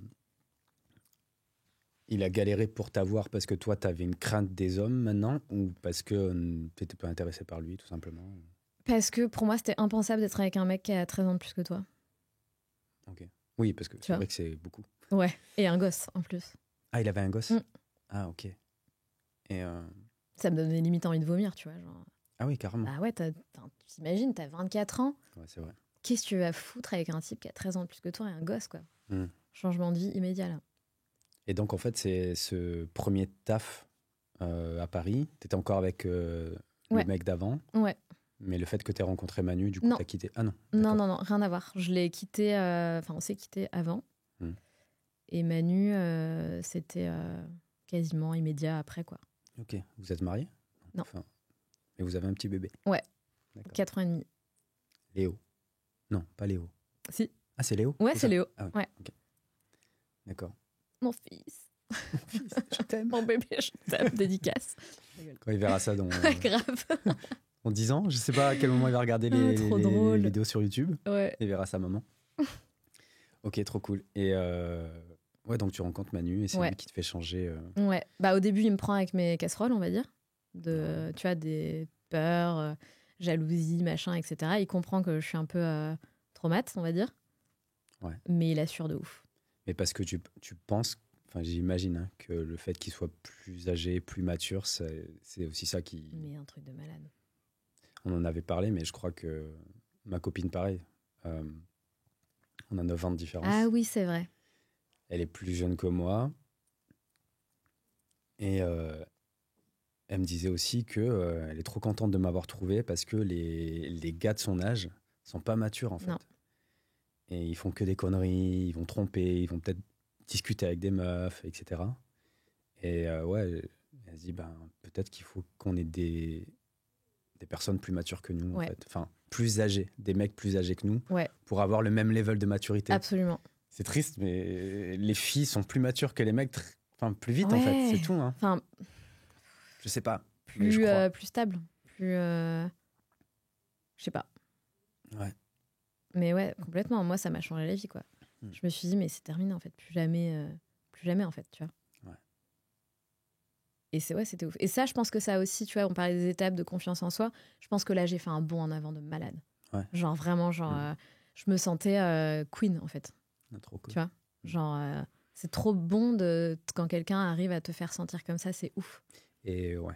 Et il n'y a pas eu ce truc où il y en a un qui qui prenait plus le dessus sur l'autre. Il y a tout le temps eu de la communication, il y a tout le temps eu une espèce de respect. Tu vois, moi, si je sens que dans mon couple, par exemple, moi, je vais être plus à fond ou la personne va être plus à fond, ça crée un déséquilibre, tu vois. Oui. C'est vraiment un amour vraiment fusionnel, je sais pas si on peut dire ça, mais vraiment au même niveau, quoi. Ouais, après, tu as sûrement des périodes, tu vois, où l'autre est plus... je sais pas... Mais en fait, je suis pas... Et puis, tu sais, il y a eu ce truc aussi où, après, t'es quand même dans la vie professionnelle, donc t'es pas que focus sur la relation. Ouais. Enfin, tu kiffes ta relation, en même temps, t'as ton côté pro. Donc, moi, ça m'a moins... je sais pas comment dire... Tu sais, t'es moins dans... Je regarde pas vraiment, tu vois, je me dis pas, alors, qui aime plus l'autre. Enfin, tu vois, je suis pas trop dans l'analyse du rapport, on va dire. Je me sens bien, en fait. Je me sens en sécurité. Ouais. Je me sens... je suis pas stressée. Enfin, je sais pas comment dire. Bien sûr, par contre, attention, hein, c'est pas tout lisse, on s'embrouille. Ouais, tu vois, genre, c'est pas... on n'est pas dans le monde des bisounours, hein, mais c'est quand même plutôt sain, même si on a des périodes difficiles, même si un couple, c'est du taf. Parfois, tu as des bas et il faut essayer de surmonter les épreuves ensemble, etc. Tu vois. C'est du taf, c'est vrai. Hein. Ouais, c'est du taf. Bah ouais. C'est une entreprise. C'est une entreprise à gérer. En vrai, pour qu'un couple fonctionne, c'est... c'est des moments où... il y a des moments de down que tu traverses, des moments de crise où tu vas avoir des discussions vraiment difficiles. Ouais. Mais c'est comme ça qu'en fait, tu fais perdurer ton couple. Mais bien sûr. Si au moindre petit problème, tu te sépares, tu trouveras jamais quelqu'un, en fait. Mais en plus, à quoi bon? Tu vas revivre à chaque fois le début. Tu vois, dans quel but à chaque fois de recommencer? Mais c'est mort, en fait. Toujours recommencer. Non, c'est clair. C'est tellement dur déjà de trouver une personne avec qui... tu vois, t'es vraiment en cohésion, tu te marres. Moi, j'ai envie de me marrer, tu vois, dans mon couple. Ma priorité, c'est de me marrer, tu vois. De ouf. Genre, moi, j'ai besoin de me taper des barres, quoi. Pareil. Mais ça fait du bien quand tu trouves la personne comme ça. De ouf. Ouais. Avec qui tu peux être 100% toi, tu vois. Ouais, c'est ça qui est super important. Moi, pendant très longtemps, j'étais pas moi, quoi. Vraiment. Pareil, ouais. J'étais dans une relation avant. Après, attention, c'est une personne formidable et tout. T'as vu, moi, j'ai pas dit ça, hein. Ouais. Non, c'est une personne formidable, mais j'étais toxique pour elle, elle était toxique pour moi, tu vois. Et c'est juste qu'en fait, on n'avait pas les mêmes... Enfin, je sais pas, j'étais pas moi, quoi.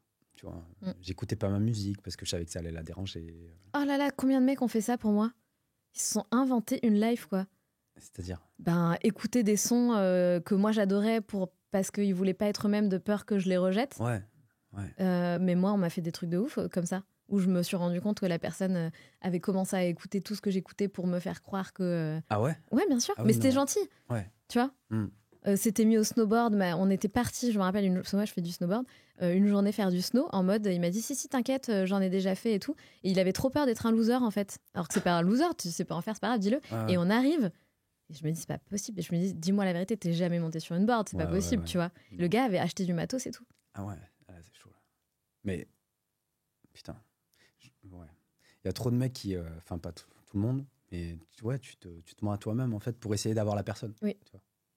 Tu te dis, mais en fait, c'est pas ça le combat, en fait. Les mecs, enfin, le truc des mecs, le problème, c'est que, malheureusement, quand une meuf est fraîche, t'as trop envie de la voir, quoi. Et tu fais tout pour la voir, quitte à changer ce que tu es. C'est ouf. Mais c'est pas ça le truc, en fait. Tu vas jamais trouver la personne qui te fait kiffer, en fait. Ouais. Tu vois, vraiment. Mais ouais, comme tu as dit, il faut être à 100% en soi, quoi. Tu vois. le gros gamin débile que j'étais, qui adorait faire des blagues, machin, toutes pourries, ben, maintenant, je peux le faire, tu vois, et c'est cool, tu vois. Complètement. Tu vois. Hier, il a neigé. On était dans la rue, on a fait des boules de neige, on se les a jetées dessus, c'est con. Mais tu vois, ça, avec mon ex, j'aurais pas pu le faire. Ah ouais, putain. Mais tu vois, enfin, c'est des trucs un peu cons, mais où tu te ressens un peu gamin, je sais pas. Mais ouais. Je sais pas pourquoi on parle de ma vie.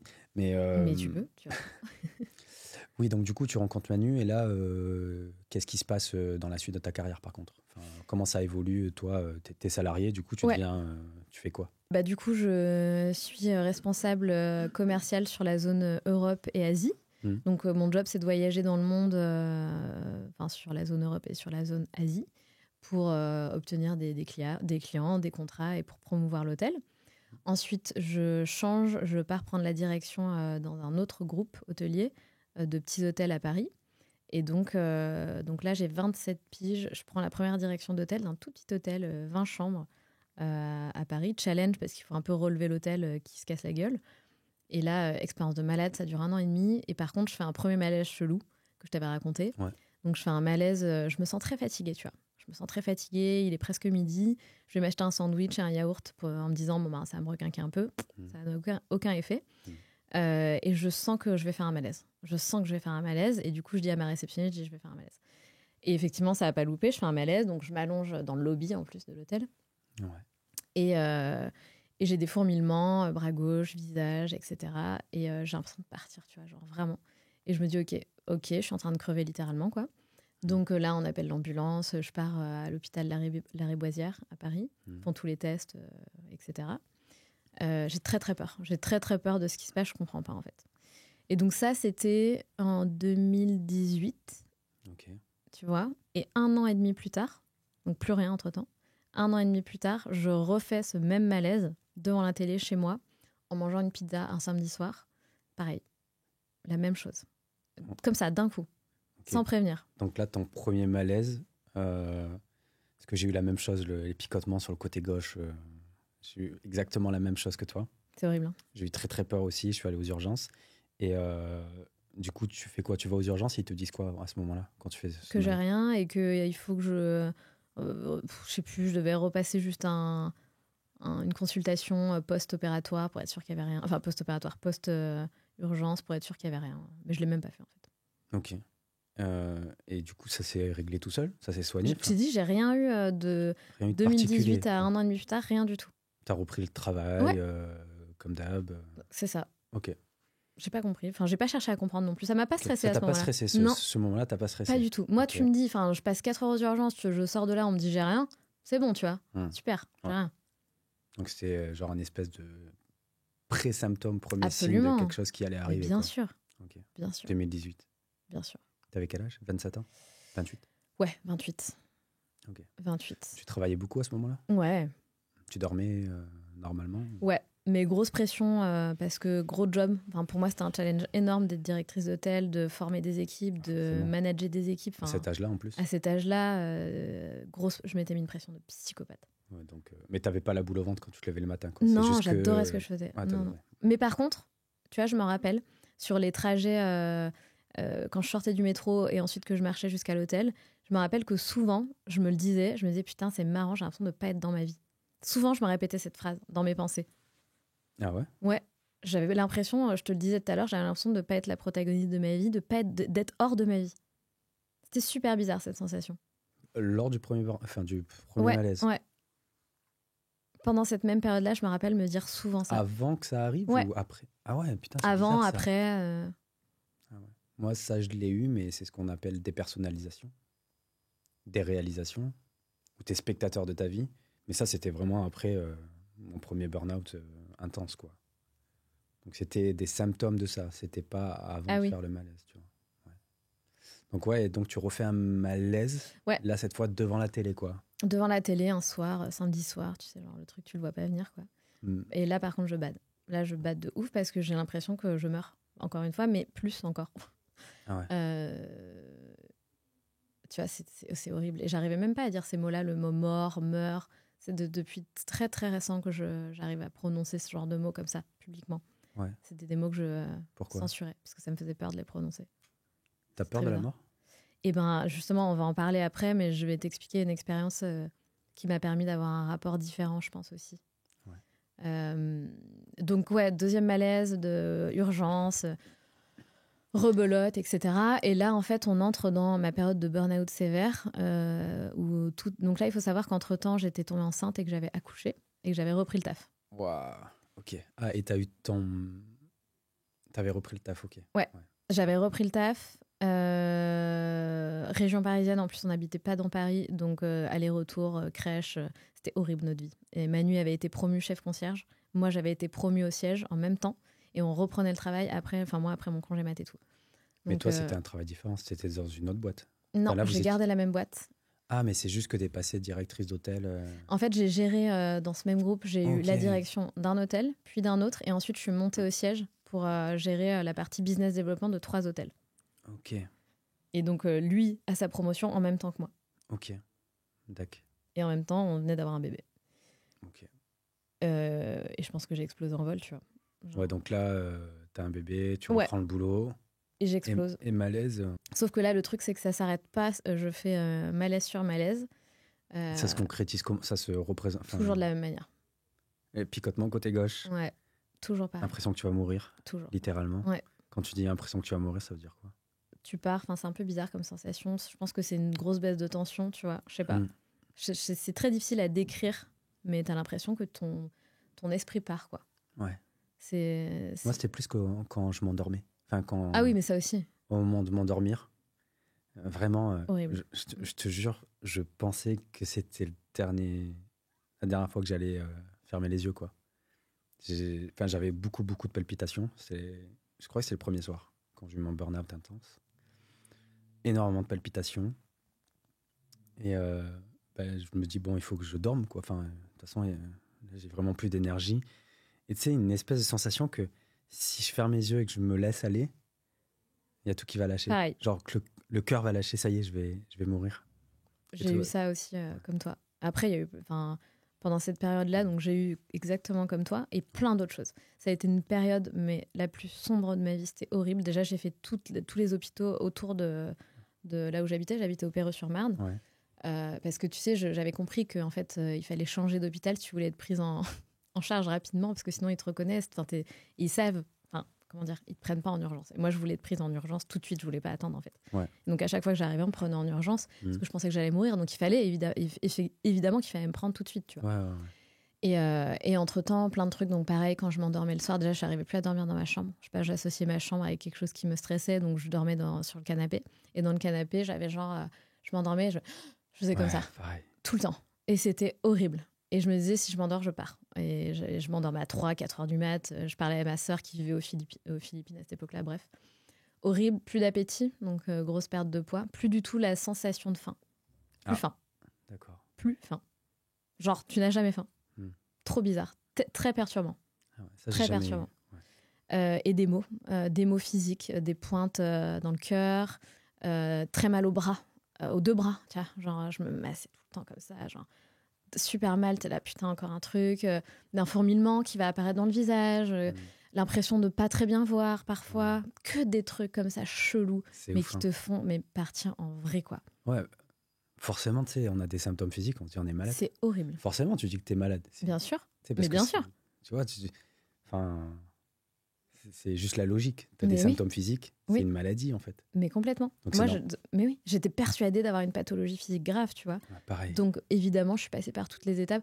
Donc première étape, tu vas chez le médecin généraliste, tu viens à chaque fois en chialant, c'est toujours pas parti. L'autre, je me rappelle, elle me tape avec un petit marteau en bois là ou en fer, je sais plus, sur la joue. Elle me fait tchouk, tchouk. Elle me dit spasmophilie. Je regarde, je dis mais fous de ma gueule, tu vois, genre. C'est ça ton diagnostic? Bref. Est-ce qu'on t'a fait le coup? C'est rien, c'est l'anxiété, prenez des cachets, quoi. Oh, bien sûr. Bien sûr. Dur à accepter, ça, quand même. Mais hors de question, surtout, tu vois, genre, hors de question que je prenne des cachets. Je vais m'en sortir autrement. Il faut que je comprenne ce qui se passe. En fait, à cette époque-là, j'étais tellement hypocondriaque que rien que de prendre un Doliprane, j'avais l'impression que j'allais crever. Tu vois? Qu'est-ce que tu veux que je prenne un anxiolytique? C'était impossible. Franchement, tu vois ce que je veux dire? C'est trop ouf. C'était impossible. Parce que j'étais pareil. Genre, mais oui. Moi, on m'a donné du benzodiazépine, c'est des anxiolytiques. Rien que le nom, il fait bader. T'as Ouais. l'impression que... Et ouais, j'étais fragile, donc je faisais attention à tout ce que je devais prendre. Je lisais les notices, je me disais les effets Pareil. secondaires, etc. Et du coup, je prenais pas, quoi. Ça m'arrive encore. Hein. Je prends très très peu de médicaments. J'en prends quasi plus. Là, je suis plus détente sur les médicaments. Mais ouais, à cette époque-là, ultra fragile, ouais. Ouais. Putain, c'est ouf. Bah ouais, c'est horrible. Et du coup, je pense que j'ai dépensé, tu vois, je sais pas, 3000 balles pendant cette période à aller voir des spécialistes. Genre, j'ai vu 3 cardiologues, 1 euro, j'ai fait IRM, scanner. T'as l'impression que c'est ta vie, c'est ça? Et j'ai vu, par contre, je sais pas si t'as fait, genre la cerise sur le gâteau, c'était un interniste. Pas un interne, un interniste. Je sais même pas c'est quoi. J'espère que je me plante pas dans la prononciation. C'est le genre de médecin que tu vas voir quand personne ne trouve ce que tu as. Ah non, non. Qui détecte les maladies orphelines, ce genre de trucs. Ah ouais, non. Et c'était génial parce qu'en plus, c'était le frère d'une de mes meilleures potes. Et du coup, en fait, tu arrives avec ton dossier médical, mais de toute ta life. Mhm. Tu lui donnes, il regarde tout.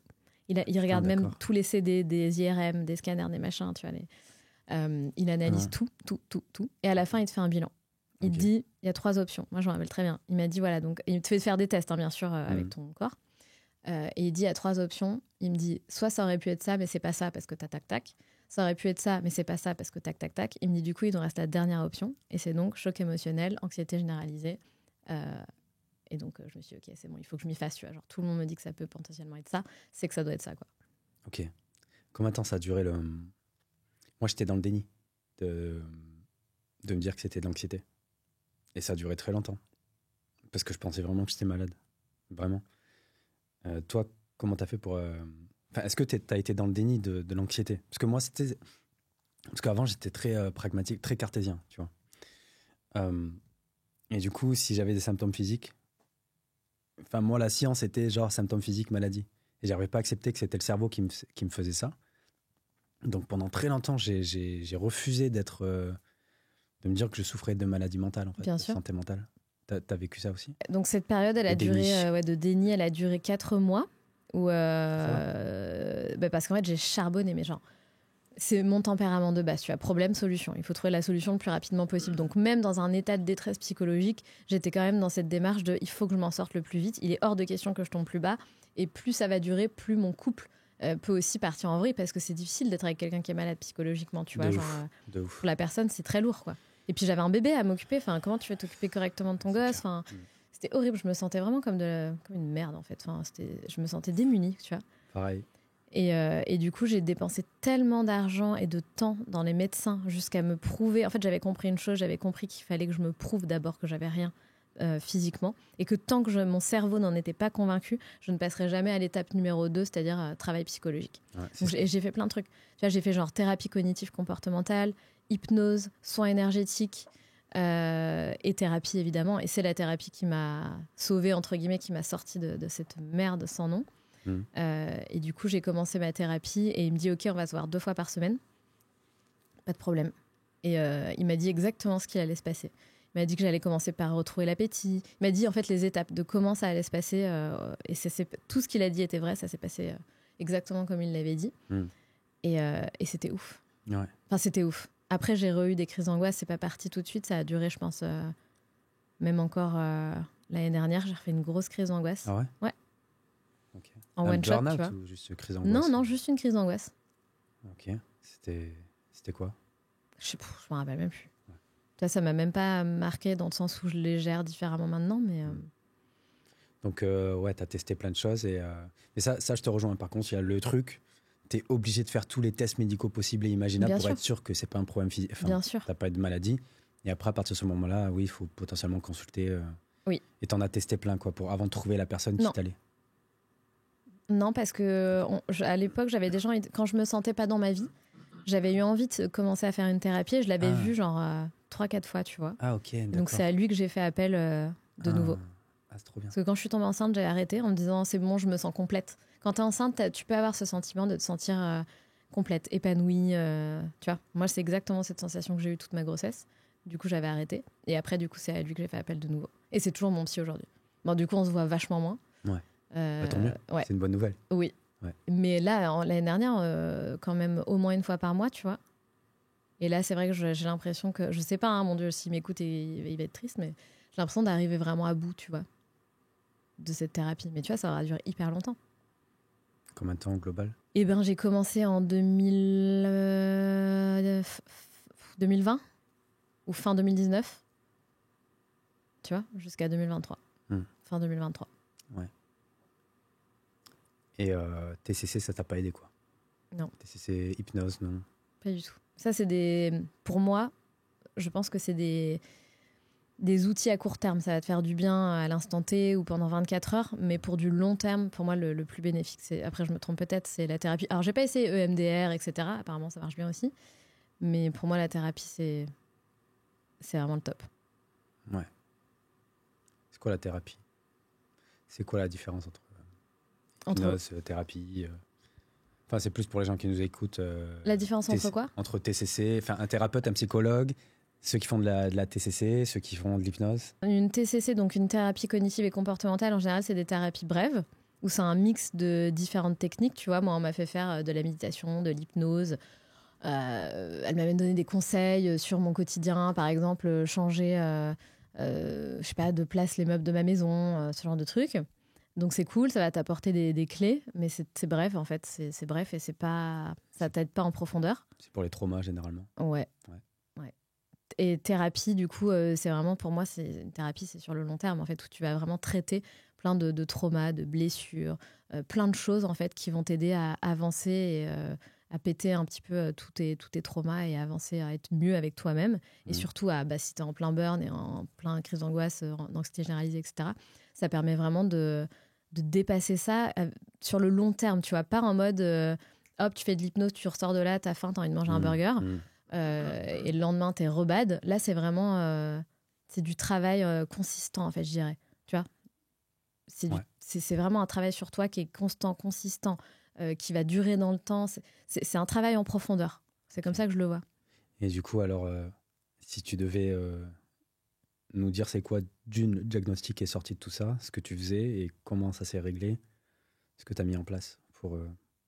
Qu'est-ce que tu as compris de cette thérapie qui t'a aidé et qui fait que maintenant tu te sens plus complet, tu te sens plus apaisé, tu arrives à détecter quand ça peut potentiellement partir en burn-out, comment tu te soignes maintenant, enfin, comment tu gères tout ça?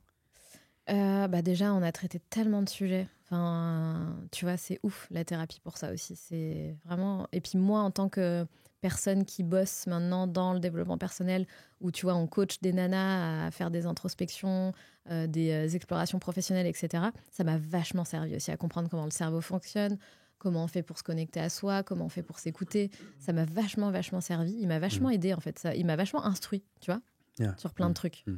Je l'adore, mon psy. Enfin, je l'adore. Vraiment, je l'adore. Bref. Tu m'avais donné son numéro. Ah ouais? Eh ben voilà. Tu l'as appelé? Non. T'aurais dû. Mais peut-être, cette année. Ouais. Franchement, il a changé la vie de tellement de personnes. On peut le faire venir si je fais une conférence. Ah, de ouf. Ce serait bien, non? Mais il en fait en plus des conférences. Ah bah voilà. Il est super. Mais ouais, je pense que j'ai appris déjà à me connaître, tu vois, vachement, et à repérer mes blessures, mes traumas, les trucs qui me posaient problème et qui m'empêchaient d'avancer. Et après, si tu veux, le traitement du burn-out, des crises d'angoisse, etc., en fait, tu apprends plein de choses du style, tu apprends à capter comment ça commence, tu apprends à faire attention à tes pensées, ok. Et dès que j'ai le moindre sentiment de stress, d'inconfort en moi, tout de suite, maintenant, j'ai l'automatisme de me poser la question pourquoi. Et le truc, c'est qu'à l'époque, tu le faisais pas tout ça. Donc, les trucs s'accumulaient et au bout d'un moment, t'exploses. Et du coup, je pense que c'est important de faire cet exercice de dire pourquoi là, tout de suite, j'ai une boule au ventre. Ouais. Tu vois, pourquoi j'ai l'appétit coupé? Pourquoi je me sens en colère? Pourquoi je me sens stressée? Pose-toi cette question, c'est hyper important. Parce qu'après, t'accumules et bam, t'es une bombe à retardement. Donc, tu faisais de l'anxiété généralisée, du coup? Ouais. Ah, ok. Ah, bah, complètement. Enfin, oui. Ah ouais, complètement. Et là, ça va, tu maîtrises? Mais ça n'existe plus. C'est sorti, quoi. Enfin, ça fait plus partie de ma vie aujourd'hui, tu vois. Mais comme je te disais, c'était pas totalement fini. Tu vois, 2022, j'ai refait des crises. Et j'avais encore des séquelles, même 2023 aussi, tu vois. J'ai été, je sais pas, j'avais une sinusite à un moment donné, très prononcée. Et du coup, je devais prendre des antibiotiques. Laisse tomber, j'étais en bad trip de prendre des antibiotiques, quoi.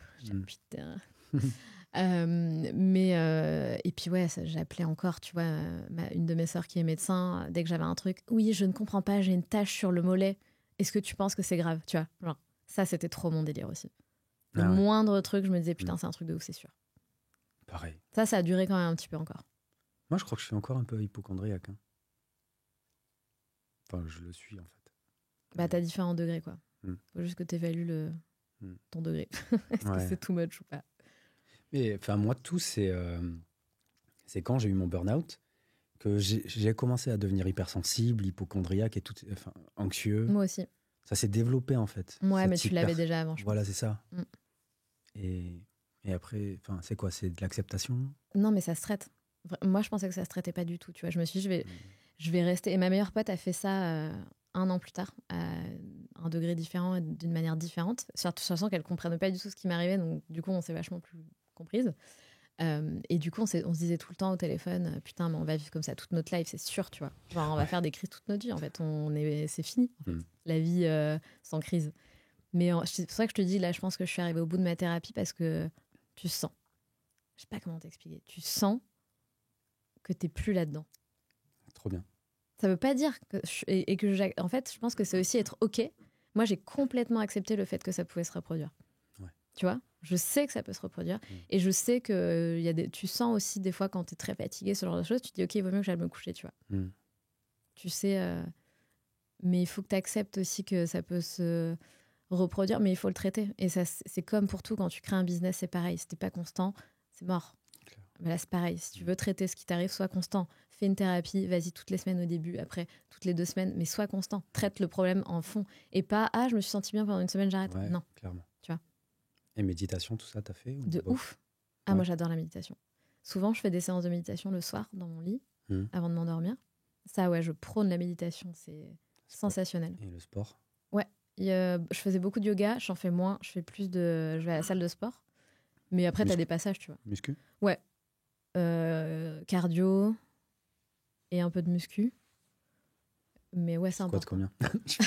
non, mais je suis pas du tout une star de 120 kilos. Pas du tout. Non, mais je suis pas du tout une star de fitness. C'est cool, je vais à la salle, j'entretiens mon corps un petit peu, tu vois, mais sans être une tarée. Ouais. J'ai pas des objectifs de ouf. Non, mais il y a clairement ce truc que c'est vrai que quand tu commences à accepter. Et ça, je l'ai appris que très récemment. Ce côté, quand tu acceptes les choses, que la vie, c'est des hauts et des bas, que tu acceptes ton anxiété, que tu acceptes l'hypersensibilité. Enfin, quand tu acceptes la vie, en fait, tout simplement, bah, ça va mieux, bizarrement. C'est très bizarre. Quand tu arrêtes de te battre, en fait, contre le truc. Exactement. Tu dis, écoute, de toute façon, c'est comme ça, et puis... Et accepter, c'est ne plus en avoir peur, en fait. Tu peux pas accepter tant que t'en as peur encore. Tu vois ce que je veux dire? Et c'est ce truc, moi, je me rappelle, mon psy m'a toujours répété, c'est la même mélodie qui se répète, banaliser. Banaliser ce qui vous arrive. Banaliser ce qui vous arrive, tu vois. Et ça, je sais que c'est une putain d'étape importante. Et pareil, j'avais donné plein de conseils, justement, pour faire face au burn-out, à l'anxiété, etc. Moi, j'ai toujours eu un truc odorant, un gris-gris odorant. Un baume du tigre. Je suis une fan de baume du tigre. Ah ouais? Ouais, un truc de malade. J'en ai plein. J'en ai plein. Et j'en ai un qui était introuvable de ouf, qu'on m'avait donné, qu'un guide balinais m'avait donné quand j'avais 16 ans. On était en voyage à Bali. Okay. J'étais tombée dans les pommes parce que j'avais mes règles et qu'on était en plein marché balinais, qu'il y avait des odeurs, de l'encens et tout. Bref, je tombe dans les pommes. Et il me donne un baume que j'ai gardé pendant 16 ans. Ouais. Après, il est vide. J'ai toujours le pot qui est vide. Putain. Impossible de lire l'étiquette, elle est illisible. Et il avait une odeur tellement spéciale. Et ce truc, je l'ai emporté partout avec moi, tout le temps. Ouais. Tout le temps. Parce que souvent, j'avais mal au ventre ou des trucs comme ça, des trajets en voiture, trajets. Bref. Et du coup, je pense que ça aussi, c'est super d'avoir un truc où tu sais que si t'as une petite montée, oh, putain, c'est la vie. Mais tu le fais plus, ça. C'est vrai. J'ai toujours quand même des baumes du tigre. Là, j'en ai pas pris, tu vois. Genre, première fois que j'en prends pas. Là, j'ai une huile essentielle, tu vois, qui... Mais j'ai plein de, tu vois, genre avant de me coucher sur mon chevet, j'ai plein d'huiles essentielles, sommeil, stress, nanana. Ça fait un peu, je me foutais de la gueule de ma mère avant, mais maintenant je fais pareil pour me sentir mieux. Les odeurs, en fait, ça détend. Ouais. Vraiment, c'est ouf. C'est vraiment ouf. Ouais. Donc je pense que c'est un truc aussi à avoir, un truc qui te rassure. Tu sais que t'es plus forte avec ça, en fait. Tu vois? T'avais perdu le goût à la vie, toi, quand t'as eu le burn-out? Non, mais j'ai pas fait de dépression. C'est perdre le goût à la vie. Alors, tu peux en faire suite à un burn-out, ça peut être complémentaire. Ça peut être un package. Le burn-out peut t'emmener à faire une dépression. Moi, j'ai pas fait de dépression. Moi, j'ai eu un package, je pense. Anxiété généralisée et du coup, un peu de dépression. Tu perds goût à la vie, mais pas jusqu'aux pensées suicidaires, mais presque, tu vois. Ça, c'est dur aussi. Ouais. Et pendant très longtemps, pendant 2 ans, il y avait vraiment plus rien qui m'émerveillait. Ah, merde. Vraiment plus rien du tout, tu vois. Et j'étais allé voir une psy qui me disait... non, mais c'était une spécialisée en EMDR, du coup. Oui. Et qui me disait... j'irai plus jamais la voir, mais qui me disait... et pourtant, c'est simple d'aimer les petites choses de la vie, les petits chants des oiseaux le matin, l'odeur du café. C'est ce que je dis aujourd'hui. Ouais, voilà, quand je vais sous la douche, l'eau chaude, etc. Et moi, elle me disait ça... J'avais l'impression qu'elle m'écoutait pas. Il n'y a plus rien qui me fait plaisir, en fait. Et la seule chose qu'elle a réussi à me dire, c'est du coup, je vais vous donner des cachets, quoi. Parce que là, ça va vraiment pas. Ah, waouh. Super okay. la thérapeute. Ah ouais, génial. Elle s'est battue, dis donc. Abusé, quoi. Mais par contre, tu vois, je me suis forcé à faire de la gratitude tous les soirs. Truc tout con, un peu. T'avais dit ça, je crois, dans un. Ouais. Où genre, c'est bullshit, tu vois. Non. Non, mais qu'au début, tu penses que c'est bullshit, ah, oui, trucs, oui. ces affirmations positives et tout. Je me suis forcé à les faire tous les soirs avec ma copine, que j'ai rencontrée à Bali. Et même si j'y croyais pas, je disais quand même les gratitudes du jour, les petits trucs qui pouvaient potentiellement être cool.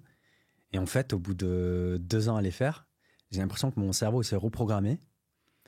Et maintenant, j'arrive à apprécier les petites choses et ça me fait trop du bien. Mais oui. Genre l'odeur du café le matin, je suis ultra heureux. Bien sûr. Genre il y a un petit rayon de soleil, je suis ultra heureux. Genre l'eau chaude quand je me douche, je suis ultra heureux. Et là, je me dis, ok, tu commences à être soigné, tu vois. Ouais. Donc sur ça, je suis content, tu vois, c'est trop cool. Mais ouais, c'est vrai que quand tu tombes dans tout ça, l'anxiété, la dépression, des fois tu broies du noir et tu as l'impression qu'il tu peux pas t'en sortir en fait. Oui, c'est très dur. Ouais, c'est très dur. Faut juste, comme tu as dit, peut-être apprendre le cerveau, s'éduquer, voir des psys. Ouais, vraiment. Même si je suis assez critique des fois sur les psys, mais regarde-toi, un thérapeute, ça t'a aidé, quoi. Je pense que ça dépend de chacun, quoi. Ça m'a pas aidé, ça m'a plus qu'aidé, tu vois. Sauver la vie, quoi. Pas la vie, parce que j'avais pas du tout de pensée noire, mais ouais, c'était dur, quoi. Ça m'a sorti de cet enfer, quoi. Clairement. Bon, trop cool. Et du coup, oui, parce que tu avais annulé, justement, on devait se voir l'année dernière, je dis ça. Ouais. Parce que tu étais en mode trop de choses à faire et ça va potentiellement revenir. Alors, pas potentiellement revenir. Tu ralentis, quoi. Ouais. En fait, c'est ça, ce truc aussi où tu t'apprends vraiment à t'écouter. Ouais. Et genre, en fait, j'ai senti que c'était trop. Tu vois, on était partis en week-end à Londres avec Manu pour son anniversaire.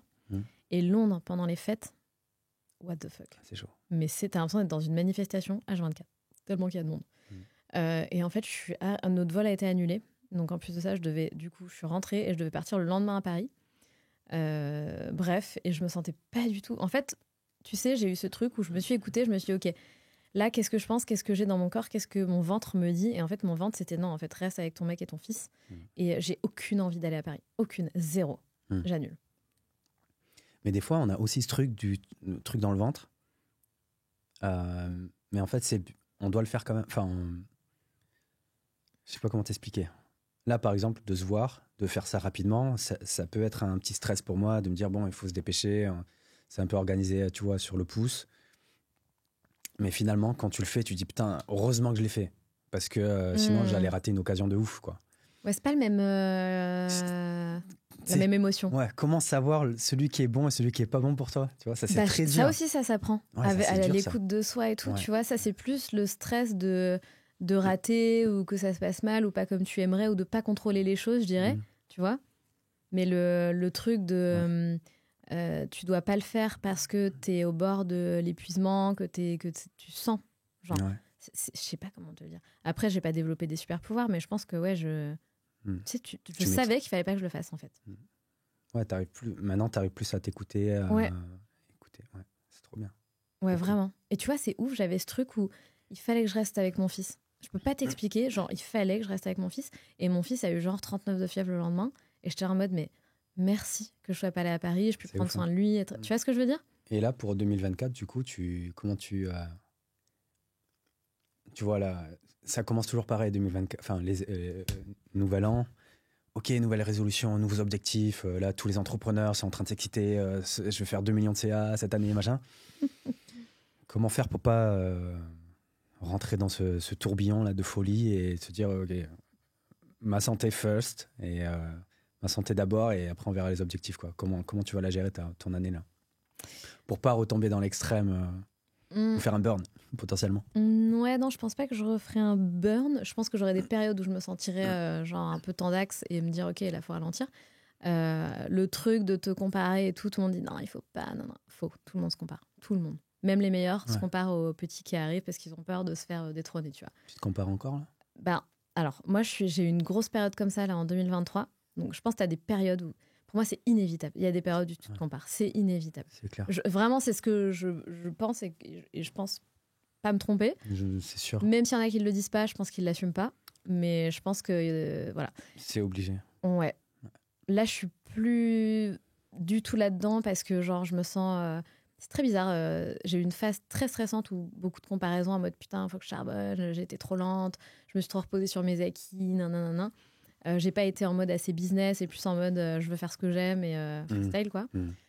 Et là, je suis plus en mode hyper sereine et vachement plus focus, tu vois. 2023, je voulais tout faire.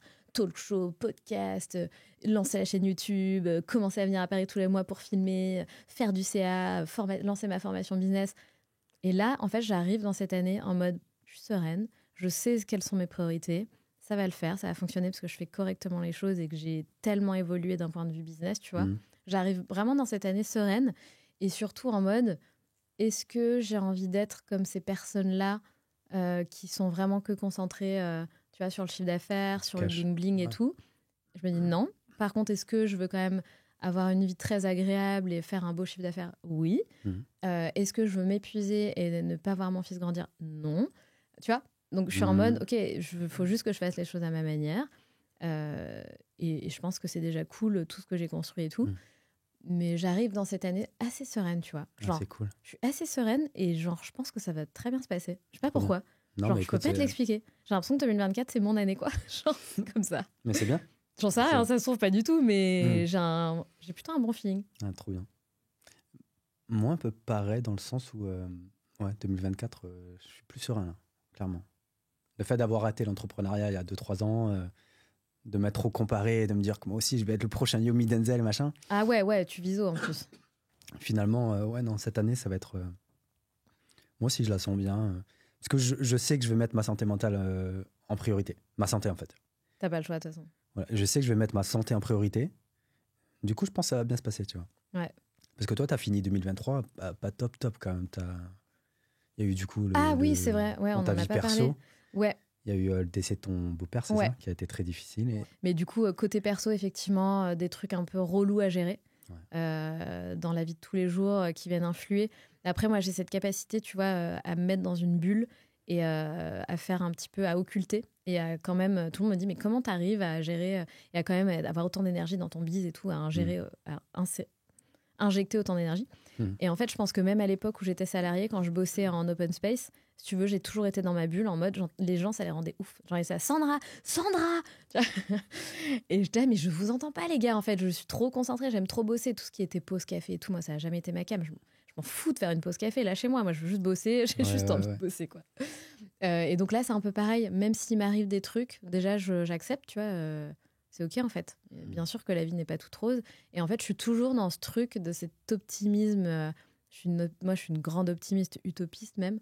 Et du coup, je me dis, c'est pas grave, ça va être génial ce qui va suivre. C'est pour ça qu'on vit ça, tu vois. Et du coup, après, effectivement, il y a eu le décès de Gabi, donc, dont on a parlé en début d'épisode. Et ça a été vraiment dur parce que donc, Gabi, il est malade. Il avait la maladie de Parkinson depuis des années, presque 20 ans.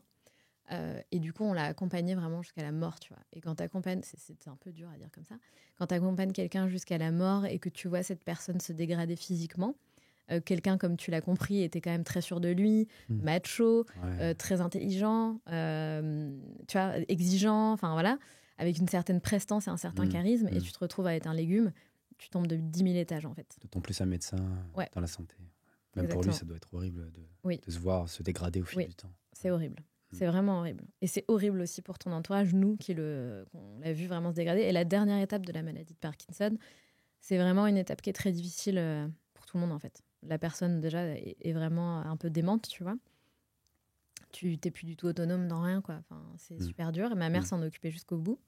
Et ça, ouais, ça a été super chaud. Et les derniers jours, en fait, où tu sais que la personne va mourir dans les 7 prochains jours, ça, c'est vraiment hardcore. Genre, en plus, ça s'est passé à la maison, tu vois, on attendait.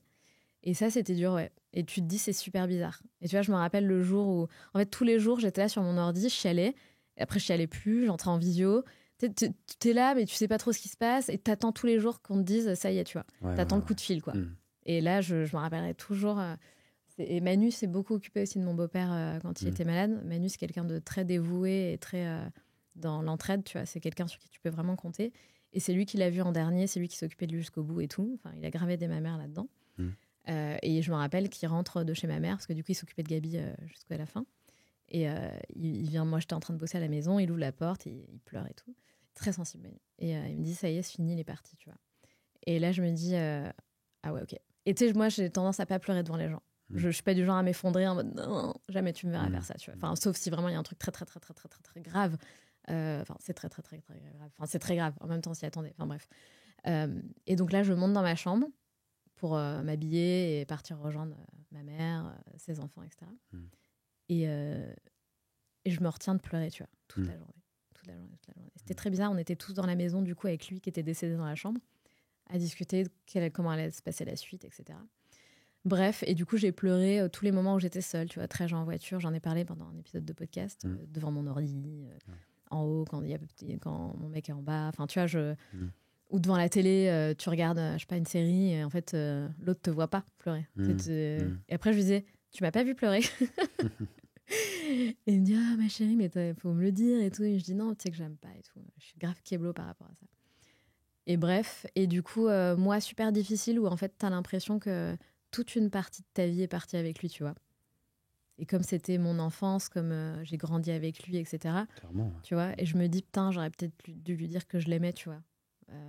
Et que lui, il a cherché notre amour toute sa vie, en fait, tu vois.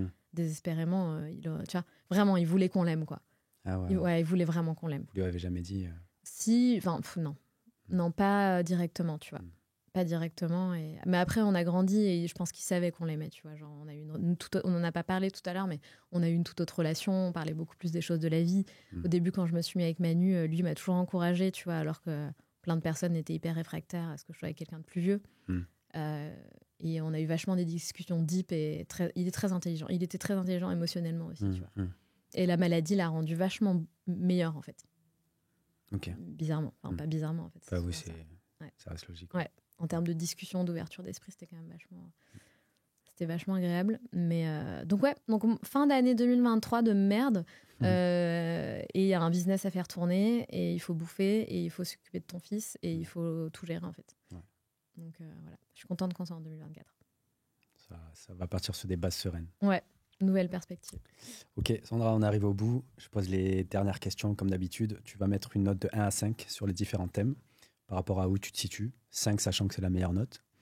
Du coup, je vais te poser amour. On a eu quand même des périodes difficiles. Notre amour n'a pas été remis en question, mais des périodes difficiles, ouais. Où moi, mon business est hyper prospère et hyper croissance. Et lui, il cherche sa voie, quoi, on va se dire. Ouais. Donc, ça a créé quand même des discords. T'as vu comment je parle bien? Ça a créé des discords. Donc, je dirais 4. J'aurais mis 3 sur la fin d'année. Là, je dirais 4. Ok. On va remonter. Parce que ça remonte. On remonte, ouais. Okay. Complètement. Couple très solide. Bien sûr, j'espère.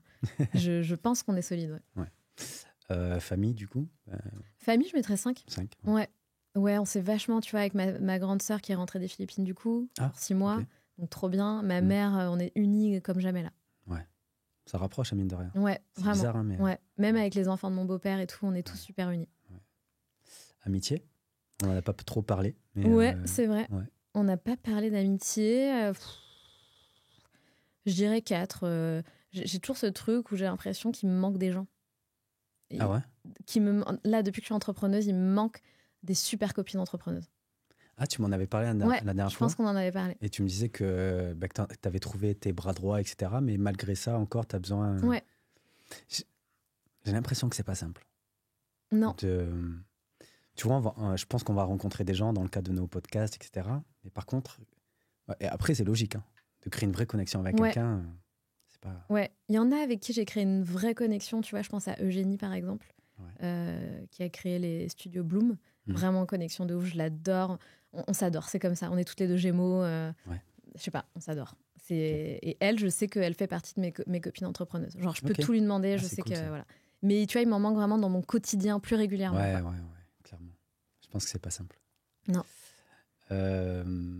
Santé, du coup 5. Parfait. Et business 5. C'est beau. Ouais. Bah écoute, on finit sur de belles notes. N'hésitez pas, s'il vous plaît, à lâcher un petit commentaire, un petit like, mettre les 5 étoiles sur Spotify, Apple Podcast. Ça m'aide énormément. Et merci Sandra d'être venue une deuxième fois. Oui. Jamais 203. Non, je rigole. Ouais, voilà.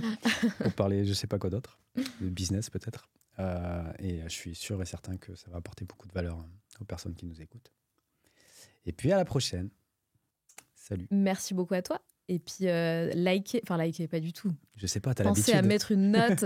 Mettez une note, donnez de la force au podcast. C'est hyper important. C'est un travail de fou d'être podcasteur. C'est vraiment, on passe une énergie de dingue.